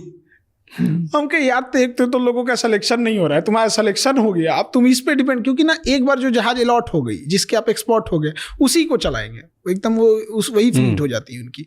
तो इस टाइप तो अब थोड़ा सा लगता है कि भाई जिनका हम जहाँ जाना चाहते थे वहाँ, लेकिन खुशी होती है कि जब देखते हैं कि दाढ़ी आने से पहले उनके पास गाड़ी आ गई। वाह, तो ये अलग टाइप का लगता है। मैं एक स्टूडेंट था मुकेश नाम का, उसके भैया चाय बेचते हैं कलकत्ता में। उसका जब रिटेन निकल गया, प्री निकल गया, मेंस निकल गया, जब इंटरव्यू देना था ना, तो क्या बोलता है कि सर मेरे पास अच्छा कपड़ा नहीं है इंटरव्यू में पहनने के लिए, किसी का सूट वगैरह है तो दिला दीजिए ना। वो बच्चा जब अधिकारी बना, उसका अपना घर नहीं रहने के लिए, मिट्टी का घर है, और टेबल नहीं था पढ़ने के लिए ना, तो ऐसे बांस वगैरह जोड़ जाड़ के बनाया। आज वो अधिकारी है, और वो प्रधानमंत्री आवास योजना है ना, वो जिस पे साइन करेगा उसी को घर मिलेगा। हमको आज आके बोला, जानते हैं सर 300 घर बनवाए हम, जिसका अपना घर नहीं था। तो लगता है कि आदमी कमाया है। ये चीज़ें बड़ा अच्छी लगती है। हकीकत मायने में हमको पढ़ाने में कोई इंटरेस्ट नहीं है, लेकिन पढ़ाते बस हम इसीलिए हैं कि जो गरीब बच्चा है वो पढ़ सके।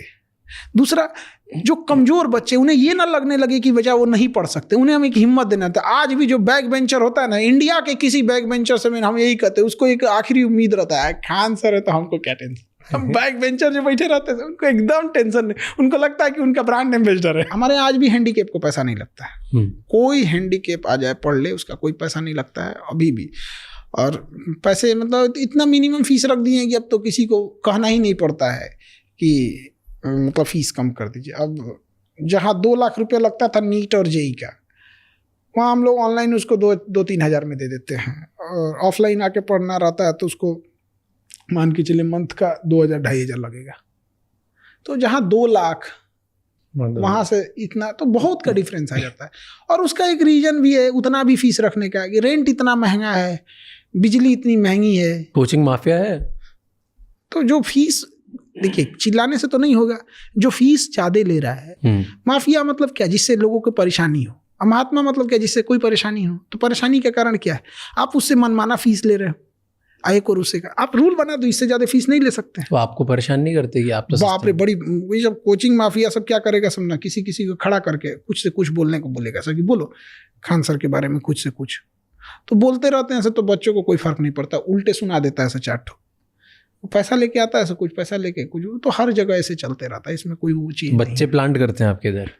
तो वो बच्चे कुछ बच्चे को भेजते हैं लोग जाकर डिस्टर्ब करो, आता है पढ़ता है, कहता है कि सर अच्छा लग रहा है, अब यहीं पढ़ेंगे। एक बच्चा आया था हमसे यूपीएससी वाले क्लास में, कह रहा है सर हमको कोचिंग वाला, अब नाम नहीं लेंगे कि एक होता है प्रोटोकॉल, तो उनकी फीस थी 2 लाख रुपए, तो 3-4 बच्चे आए थे, उनका कहना था कि इनका जब यूपीएससी का क्लास चलेगा ना तो उसमें खड़े होकर तुम डिस्टर्ब करना, कुछ से कुछ क्वेश्चन पूछना, और उनको प्लांट किया गया और उन्होंने हमारे यहाँ एडमिशन कराया उस बच्चे का, और पूरी प्रॉपर आई कार्ड वगैरह एडमिशन करा के बना। 1 हफ्ते बाद वो बच्चे आए सर मिलने, हम कहे बोलो, क्या सर अकेले में 2 मिनट, क्योंकि बोलना है यार, कौन सा तुम कहीं लाश थोड़े ना दफनाए हो कि हमको अकेले में बताओगे, पढ़ाइए के ना बात बोलो। नहीं सर बताएगी सर हमको कोचिंग वाला भेजा था डिस्टर्ब करने, लेकिन कसम से सर बहुत अच्छा लगा यहाँ पर, अब हम यहीं पढ़ेंगे सर। आवाज बस इस चीज को उठना चाहिए कि कोचिंग की फीस एक लिमिट में होनी चाहिए, आप इससे ज्यादा नहीं ले जा सकते, और जो कम लेते हैं उन पे टैक्स वगैरह में थोड़ी सहूलियत देनी चाहिए। अब एक बात बताइए, जब लॉकडाउन लगा था देश के पास पैसे नहीं था, पहली बार हुआ था, आपको बिलीव कीजिएगा कि हमने जो पहला बैच लाया था पूरे कोर्स का 11 रुपए का था, कल्पना नहीं कर सकते कोई 11 रुपए का। और एक बच्चा गुजरात या महाराष्ट्र से गुजरात थोड़ी दूर पे मेरे क्लास में आया, वो पूरी मतलब क्लास के सामने बड़ा अजीब उदास हो गया। 11 रुपये में पढ़ा था, उसके कंधे पे 2 स्टार लगे हैं, अभी बिहार पुलिस में इंस्पेक्टर हैं, एसआई है वहाँ पे। वो गुजरात में 12,000 रुपया पे 12,000 रुपये, उसी में उसको रहना भी है खाना भी है, कहता था 6-7 हज़ार रुपये बचता था। पेंट करता था पेंट, और ना मोबाइल उसका नहीं था ना, तो उसने दोस्त के मोबाइल से बैच खरीदा था 11 रुपये में। उसके मोबाइल नहीं था, 11 रुपये तो महंगा नहीं है, बट वो वाला मोबाइल था कीपैड वाला, तो उसमें क्लासेस नहीं चलते थे, तो उसके मोबाइल में वो चलता था। अब वो क्या है, वो उसका जो दोस्त था वो गाना सुनता था, तो जब वो सो जाता था तो उसके मोबाइल से पढ़ता था 11 रुपये में पढ़ के। और वही कहा कि सर आप लोग नहीं रहते ना तो हम लोग का गरीब का हिम्मतें टूट जाता, और उस पर हम लोग 18% GST दिए 11 रुपये में। आज आप इतने बच्चों को पढ़ाते हो, सबसे बड़े चैलेंजेस क्या दिखते हैं आपको स्टूडेंट्स के? अलग अलग तरीके के क्या चैलेंजेस होते हैं? 2 बड़े चैलेंजेस ये देखते हैं ना कि जो बच्चे आ रहे होते हैं ना, वो ग्रेजुएशन तो कर लिए हैं बट स्टैंडर्ड ग्रेजुएशन का नहीं है। अब प्रॉब्लम ये आती है कि आप ग्रेजुएशन के एग्ज़ाम देने आए हो, आपका स्टैंडर्ड ही नहीं है वहाँ पे।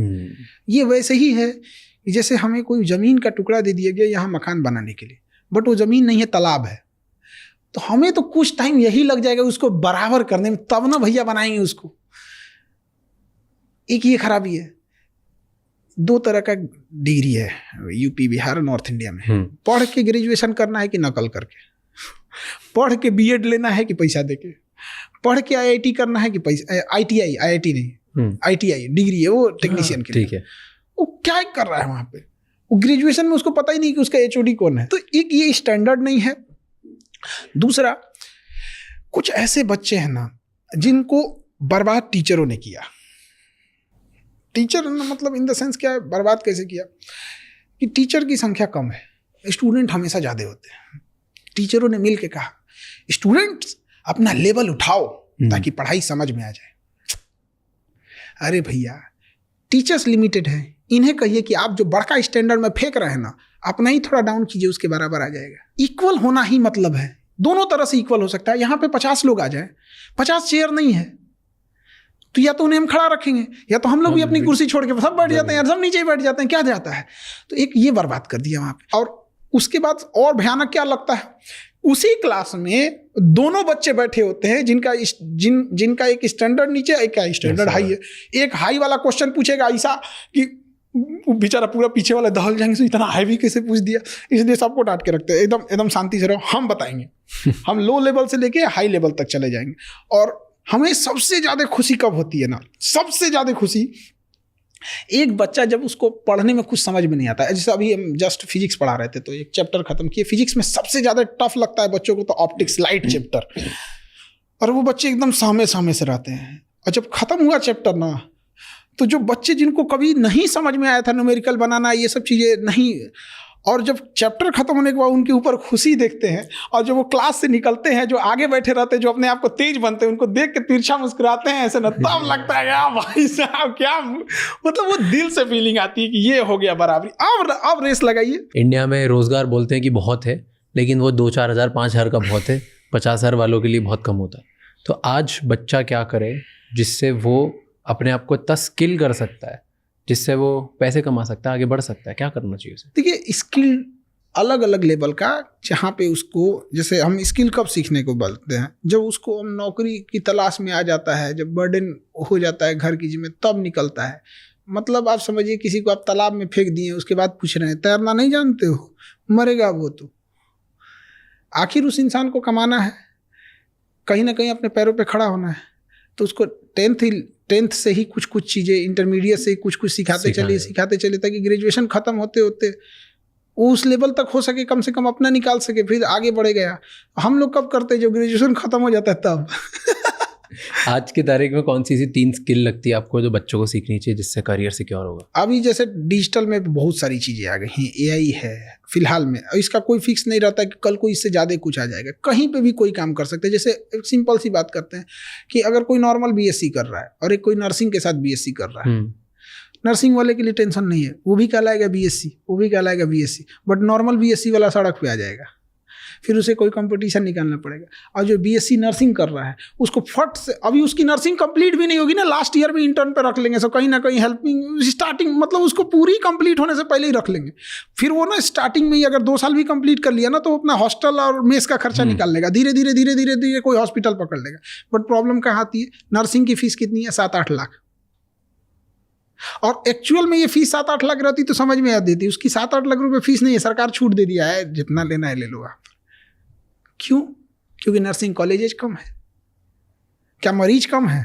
नहीं। अब फ्यूचर में अब इतना बड़ा काम कर लिया आपने, इतने लोगों को पढ़ा रहे हो, अब क्या करोगे आगे?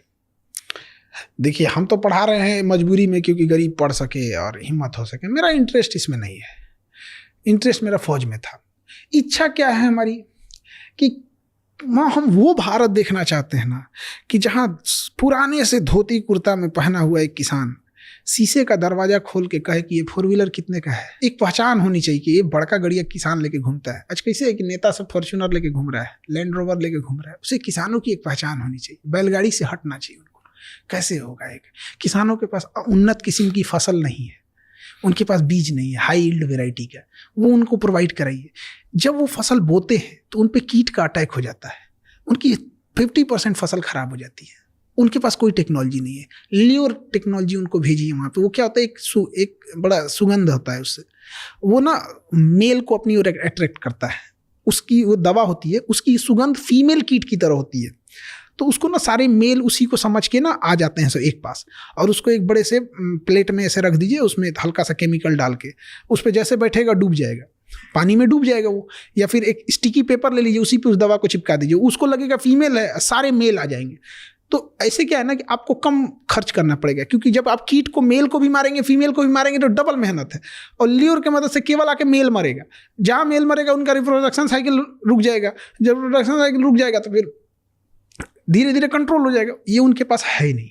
गवर्नमेंट सोई हुई है, अगर उसकी फसल हो गई और वो जब बेचने जाएगा ना सब्जी फल, तो समाज में गिद्ध बैठे हैं सब, उस किसान को देखते हैं आराम से, रुक शाम हो जाने दे, शाम हो जाने दे, तुम 20 रुपया में ना बेच रहा है, तुम 10 रुपया में नहीं बेच के जाएगा तो तुम बताना। इतना अफसोस लगता है ना, क्योंकि वापस लाएगा तो उसको 10 रुपया भी नहीं मिलेगा। क्या गांव में एक कोल्ड स्टोर नहीं हो सकता है? तो आप क्या कर रहे हो इसके लिए? अभी हम इसमें, हम कोई काम करने से पहले बड़ी गहन अध्ययन करना पड़ता है। तो यही करना है तो हमको एक चीज़ देखना है, जैसे आज स्टूडेंट के लिए तो जिंदगी भर करते रहेंगे, इनके लिए नो डाउट।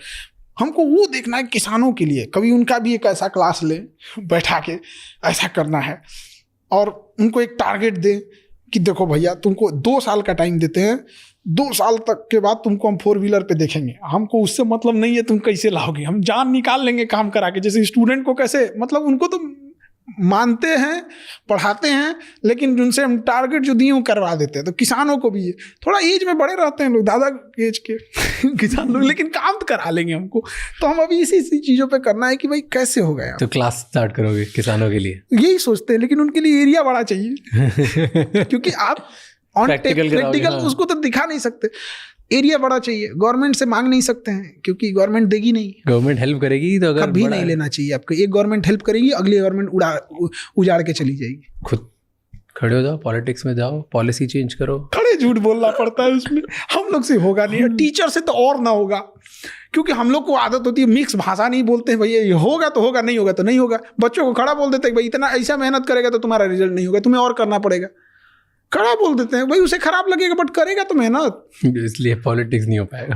बड़ी मुश्किल है, हम जैसे लोगों के लिए मुश्किल है। लोग भी हम जैसे लोगों को नहीं पसंद करते हैं। उनको वही नेता चाहिए जो उनको अच्छा अच्छा बात बोले, भाषण दे, उल्टा सीधा कुछ से कुछ बोले। एक नेता तो कह रहा था 2 महीना में एयरपोर्ट चालू कर देंगे। हम कह रहे भाई साहब 2 महीना में तुम साइकिल स्टैंड नहीं बना पाएगा, एयरपोर्ट कहाँ से बना रहा है? हिम्मत देखिए उसका, कह रहा 2 महीना में चालू कर देंगे हम। और 1 साल बीत गया। पिछला इलेक्शन 2024 का था ना, उसमें बोल रहा था हमारे यहाँ छपरा एक डिस्ट्रिक्ट है, सारा डिस्ट्रिक्ट, वहाँ एक एयरपोर्ट, उसमें भैंस घूमती है छोटा सा। उसमें पुलिस की ट्रेनिंग सेंटर है वहाँ पे, एक भागलपुर में भी, उस पे भी ऐसे, वो अंग्रेजों के टाइम से बनाया। उसको हर इलेक्शन में कोई पॉलिटिशियन आएगा, क्या कहेगा, इसे हम इंटरनेशनल एयरपोर्ट बनाएंगे। एयरपोर्ट डोमेस्टिक भी नहीं, डोमेस्टिक मतलब छोटा मोटा बात थोड़ी होता है यहाँ पे। डोमेस्टिक मतलब क्या होता है? अभी ना भैंस घूम रही है, इस पे एमिरेट्स एयरलाइन उतरी, एयरबस A380। इनको छोड़ दीजिएगा ना तो कहेगा कि सुनीता विलियम फंस गई थी, इसी पे उतार देंगे। आप KBC गए थे? हाँ। कैसा रहा एक्सपीरियंस? बहुत बेहतर, बहुत बेहतर। बताओ उधर क्या होता है, कैसे होता है? KBC में? हाँ, क्या बिहाइंड द सीन्स क्या होता है? बिहाइंड द सीन में कुछ खास नहीं होता है। जैसे लोग बुलाते हैं आपको फोन, पहले बुलाया जाता है तो 2 चीजें होती है। एक होती है कि आपको कैसे मतलब बैठना उठना है, क्योंकि वहां जाके आप माइक को सीधा करने लगे तो नहीं ना होगा यहाँ पे। और वो बताया जाता है कि क्वेश्चन को सुनने देना है, पहले पूरा प्रॉपर क्वेश्चन सुन लीजिएगा। वो हिंदी में भी बोलेंगे, इंग्लिश में भी बोलेंगे, तो वहां पर प्रॉपर आपको बता दिया जाता है कि इंग्लिश हिंदी दोनों में आपको क्वेश्चन क्या पूछेंगे ये किसी को नहीं पता होता है। और ये बहुत गलत मिथ है, कभी किसी को और भी कौन बनेगा करोड़पति में, इतना बड़े लेवल में चीज इतना धांधली नहीं होती है। तो बस आपको कुर्सी उर्सी दिखा देंगे 5 मिनट का, और वो नियम कानून समझा देंगे कि कब ब्रेक लिया जाएगा, तो आपको शांत रहना है कि ब्रेक के बीच में आप चाय पानी पी सकते हैं। उसके बाद से फिर वो एक ठो बॉस में बैठा देता है, लोग वैनिटी वैन बोला जाता है उसको, बस में बैठा देगा। और उसमें शीशा, कंघी, तेल सब चीज़ रहता है वहाँ पे। अच्छा, झाल मुड़ी कैसे बेचता है लोग ट्रेन वगैरह में, चना ये सब। वैसे मेकअप वाला सामान लेके आया था एक ठो। सर लगा दे, हम कहे ना भैया ये सब मत लगाओ, हमको और खराब लगने लगेंगे। तो जिसको लगाना है वो लगा लिया अपना यहाँ पे। और उसके बाद से फिर नॉर्मल सा वो शर्ट पहन के आए, तो कहे कि सर ये तो शर्ट ठीक नहीं है आपका। कौन बनेगा करोड़पति में कोई आता है तो बड़ा सोच समझ के आता है कि मैं यहाँ जा रहा हूँ, ऐसा कपड़ा पहनूंगा वैसे। हाँ, बात उनका भी सही था। हम क्लास लिए और रक्षाबंधन था, राखी बंधवाएं, और शाम 6 बजते बजते राखी कंप्लीट हुआ, और रात 9 बजे की फ्लाइट पकड़ के मुंबई आ गए। अगले दिन शूट हो गया। तो हम तो जल्दबाजी में आए थे। हम क्या यार, जो कपड़ा है इसी पे खींच दो ना यार, कौन मार हमको शक्ल देख के यहाँ बुलाया। शक्ल देख के बुलाना रहता तो कभी ना बुलाता। उन लोग को तो यहाँ खुद हीरो हीरोइन की कमी है थोड़ी। फिर वैनिटी वैन में रहते हैं, फिर अमिताभ बच्चन साहब आते हैं। वैनिटी वैन में आते हैं? नहीं, वैन में नहीं, उनका वो पीछे एक स्टूडियो रहता है पर्दे के पीछे, तो वहाँ वो 2 मिनट के लिए सबसे मिलते हैं कि आज हम लोग का वो शो है तो चलते हैं हम लोग। फिर बैठते हैं, क्वेश्चन चालू हो जाता है। हम लोग के लिए बहुत नया क्या था ना कि वो जिस स्टेज पे बैठते हैं ना उसके भी नीचे लाइट लगी होती है, और वो लाइट एक जगह वो ऐसे घूमते रहती है, ऐसे ऐसे ऐसे, सामने भी ऐसे ऐसे घूमते रहता है, और इधर से म्यूजिक निकलते रहता है, और सामने क्वेश्चन है, और क्वेश्चन पूछने वाला कौन है? अमिताभ बच्चन। एक रेस्पेक्ट की फीलिंग आती है कि हम तो देखते रह गए उनको, कोई क्वेश्चन बाद में जाएंगे हम देखेंगे बाप रे बाप। क्योंकि एक बार हमको याद है कि उनकी एक फिल्म देखने गए थे, मर्द, तो हम लोग के घर टीवी नहीं थी, तो दूर गए थे लोग देखने के लिए, तो रात हो गया था आने के लिए। तो जब लौट के आए ना तो घर दरवाजे पे सब लोग इंतजार कर रहे थे अपना अपना सामान लेके पीटने के लिए, कोई झाड़ू, कोई चप्पल, जिसको जो मिला धो दिया। मेरी बुआ मजाक करने के लिए पूछी, और जाएगा फिल्म देखने? और जाएगा? अब मजा आ रहा है ना, पिटाया है ना? तो हमको गुस्सा लगा। हम कहे मर्द को दर्द नहीं होता है, फिर पिटाया। उन्हीं का फिल्म था ना, मर्द भी फिर पिटाए थे। तो अमिताभ बच्चन थे सामने, तो लगता है भाई कौन है। और हमको सबसे बड़ा क्या डर लग रहा था, हम हैं टीचर, और सबसे ज्यादा अगर कोई किसी का टांग खींचता है ना, तो एक टीचर दूसरे टीचर का टांग खींचता है। ये सबसे उटपटांग चीज है। देखिए, कभी किसी टीचर का यूनियन आप नहीं देखिएगा, उसको सबसे ज्यादा टांग खींचेगा, एक दूसरे की बुराई। उसको क्या आता है, अरे भाई पढ़ाना यार। एक टीचर को क्या होना चाहिए कि आप कितने कम फीस में पढ़ाए, बात इस पे होनी चाहिए। कितना बेहतर ढंग से समझाए, बात इस पे होनी चाहिए। आपका क्वेश्चन कितना एग्जाम में होना चाहिए, आ गया, खत्म। 3 चीज के बाद आपको क्या मतलब बनता है। तो हम गए, हमको इस बात का टेंशन था कि अगर एक को क्वेश्चन छूटा तो हमारे ही लोग, टीचिंग के लोग क्लास में कहेंगे एक मास्टर गए थे केबीसी में, और हमको डर किस बात का था कि फिल्म से क्वेश्चन ना पूछ दे, क्योंकि हमें फिल्म के बारे में कोई आइडिया नहीं है। बहुत उटपटांगे यहाँ पे। तो वहाँ पे तो हम बैठे थे, फिल्म सिटी में तो खाली इधर ही उधर रहते हैं लोग यहाँ पे। तो एक कोई लेडीज थी, तो हमसे पूछने लगी कि सर ये ऐसे, हल्का बातचीत हो गया।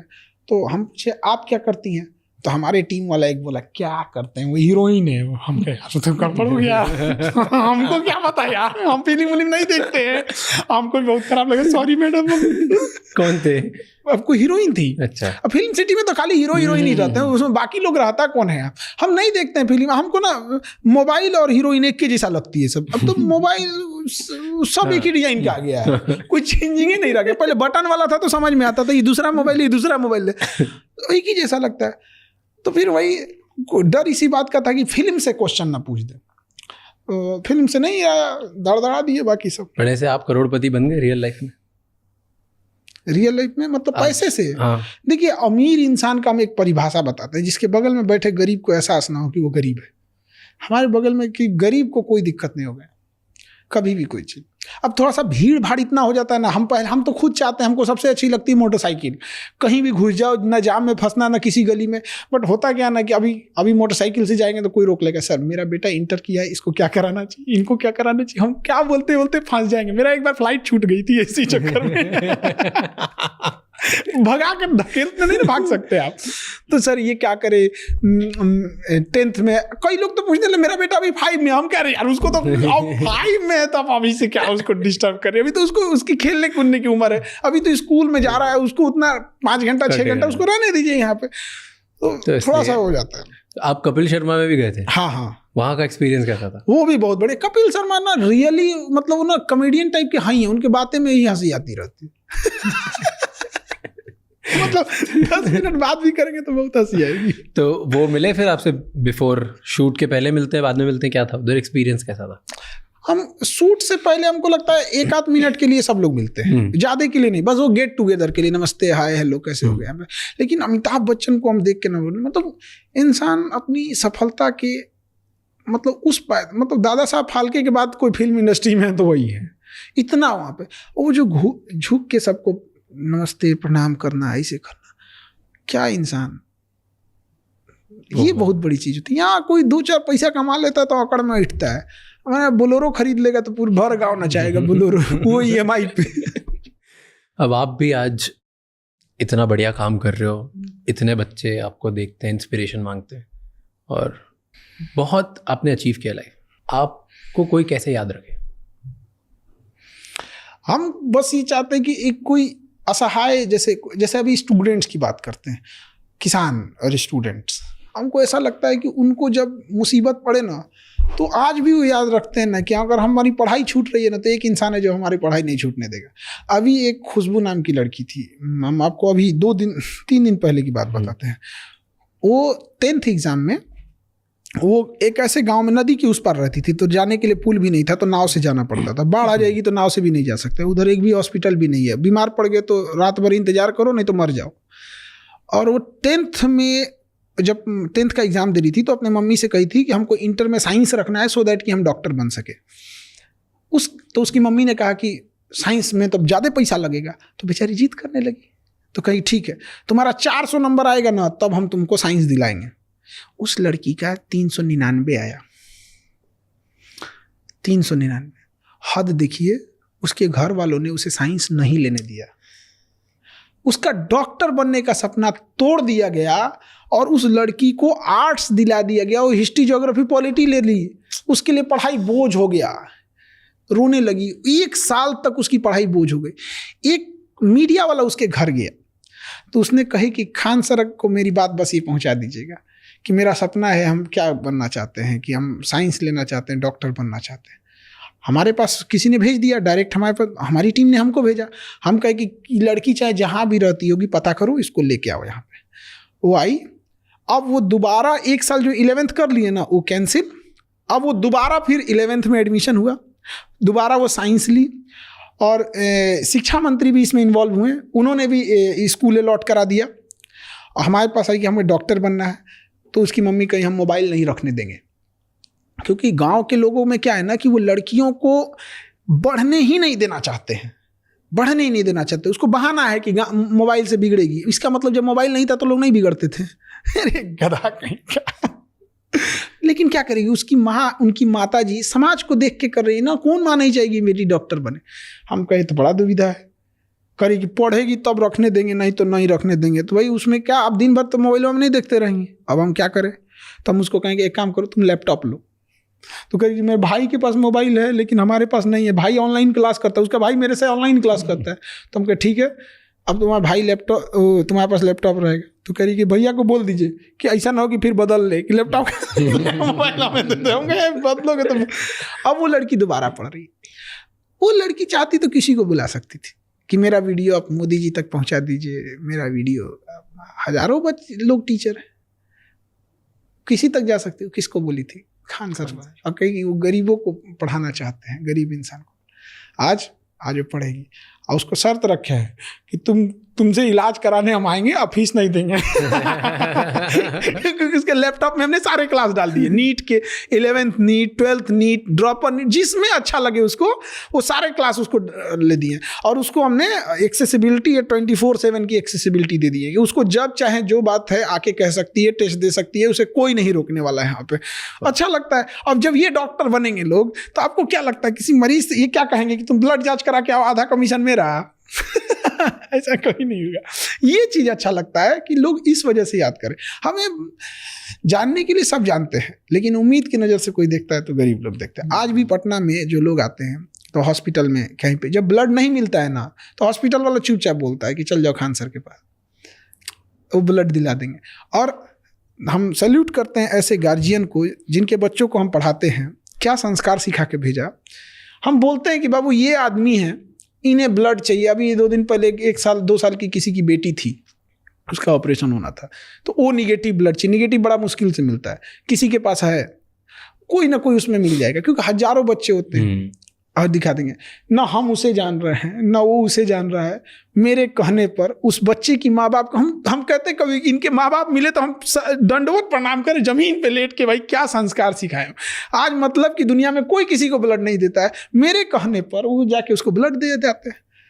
तो ये चीज़ बहुत अच्छा लगता है कि क्या ही बताया जाए, ना हम जान रहे हैं ना कुछ, गजब लगता है। एक बहुत बूढ़े आदमी थे वहाँ पे, उनका मतलब 7-8 यूनिट ब्लड चाहिए था, कहाँ से लाएंगे। तो उनको जब दिलाए तो एकदम बूढ़े थे, झुक नहीं पा रहे थे, तो झुके अब लगे मतलब पैर पकड़ने के। हम क्या, अरे महाराज हमको नरक में भेजिएगा आप, यहाँ पे मेरा फर्ज बनता है, यहाँ हम लोग हैं, यहाँ जरूरत ना पड़े किसी को हॉस्पिटल में। लेकिन ऐसा भी नहीं है, इसीलिए कहते हैं कि आप बिहार आइएगा ना तो बिहार से आपको प्रेम हो जाएगा एकदम। वो जमीन का टुकड़ा नहीं, एक लगाव है, बुद्ध की धरती है। हमें युद्ध से पहले बुद्ध सिखाया गया, लेकिन परिस्थितियों ने ऐसा हमें तोड़ दिया, सिस्टम ने ऐसा हमें निचोड़ दिया, किसी ने हमारी सुनवाई ही नहीं की कि हमने बुद्ध छोड़ के युद्ध अपनाना पड़ा। चलो perfect sir, thank you so much. Thank you, बहुत अच्छा लगा आपसे बात करके। हाँ बहुत अच्छा लगा, बहुत ज्यादा देर बात कर ली हम लोग। तो बढ़िया है ना, आपका फर्स्ट पॉडकास्ट था, यादगार रहना चाहिए। वही हम कह रहे थे, बड़ा मतलब स्पेसियस लग रहा है ये, बड़ा मतलब वो कंफर्टेबल टाइप का लग रहा है। सर कैसे हो सर आप? बढ़िया, बहुत बढ़िया सर, बहुत अच्छा लगा आपको देख के। आई थिंक ये मेरा फर्स्ट पॉडकास्ट होगा। क्या बात कर रहे हैं? हाँ अरे सर, अब प्रेशर डाल दिया आपने मुझ पे। और हमारा तो अपना YouTube चैनल के लिए कोई एडिटर ही नहीं, हम खुद ही एडिट मार के कर देते हैं। सच में? आज भी खुद ही निकालते डाल। हम लोग की वीडियो में रहता क्या, जय हिंद बोलेंगे, सारा बात बताएंगे, अगले क्लास में मिलेंगे, जय हिंद, खत्म। उसमें एडिट क्या करना है? इंटरनेट का पेनिट्रेशन हर जगह है, लोग हर चीज देख रहे हैं। पाकिस्तान वाले वो सब इंटरनेट पे किस चीज पे आ गए हैं सब। वो क्या सर्च करके पाकिस्तान वाले आगे गए थे इंटरनेट पे, सबको पता है।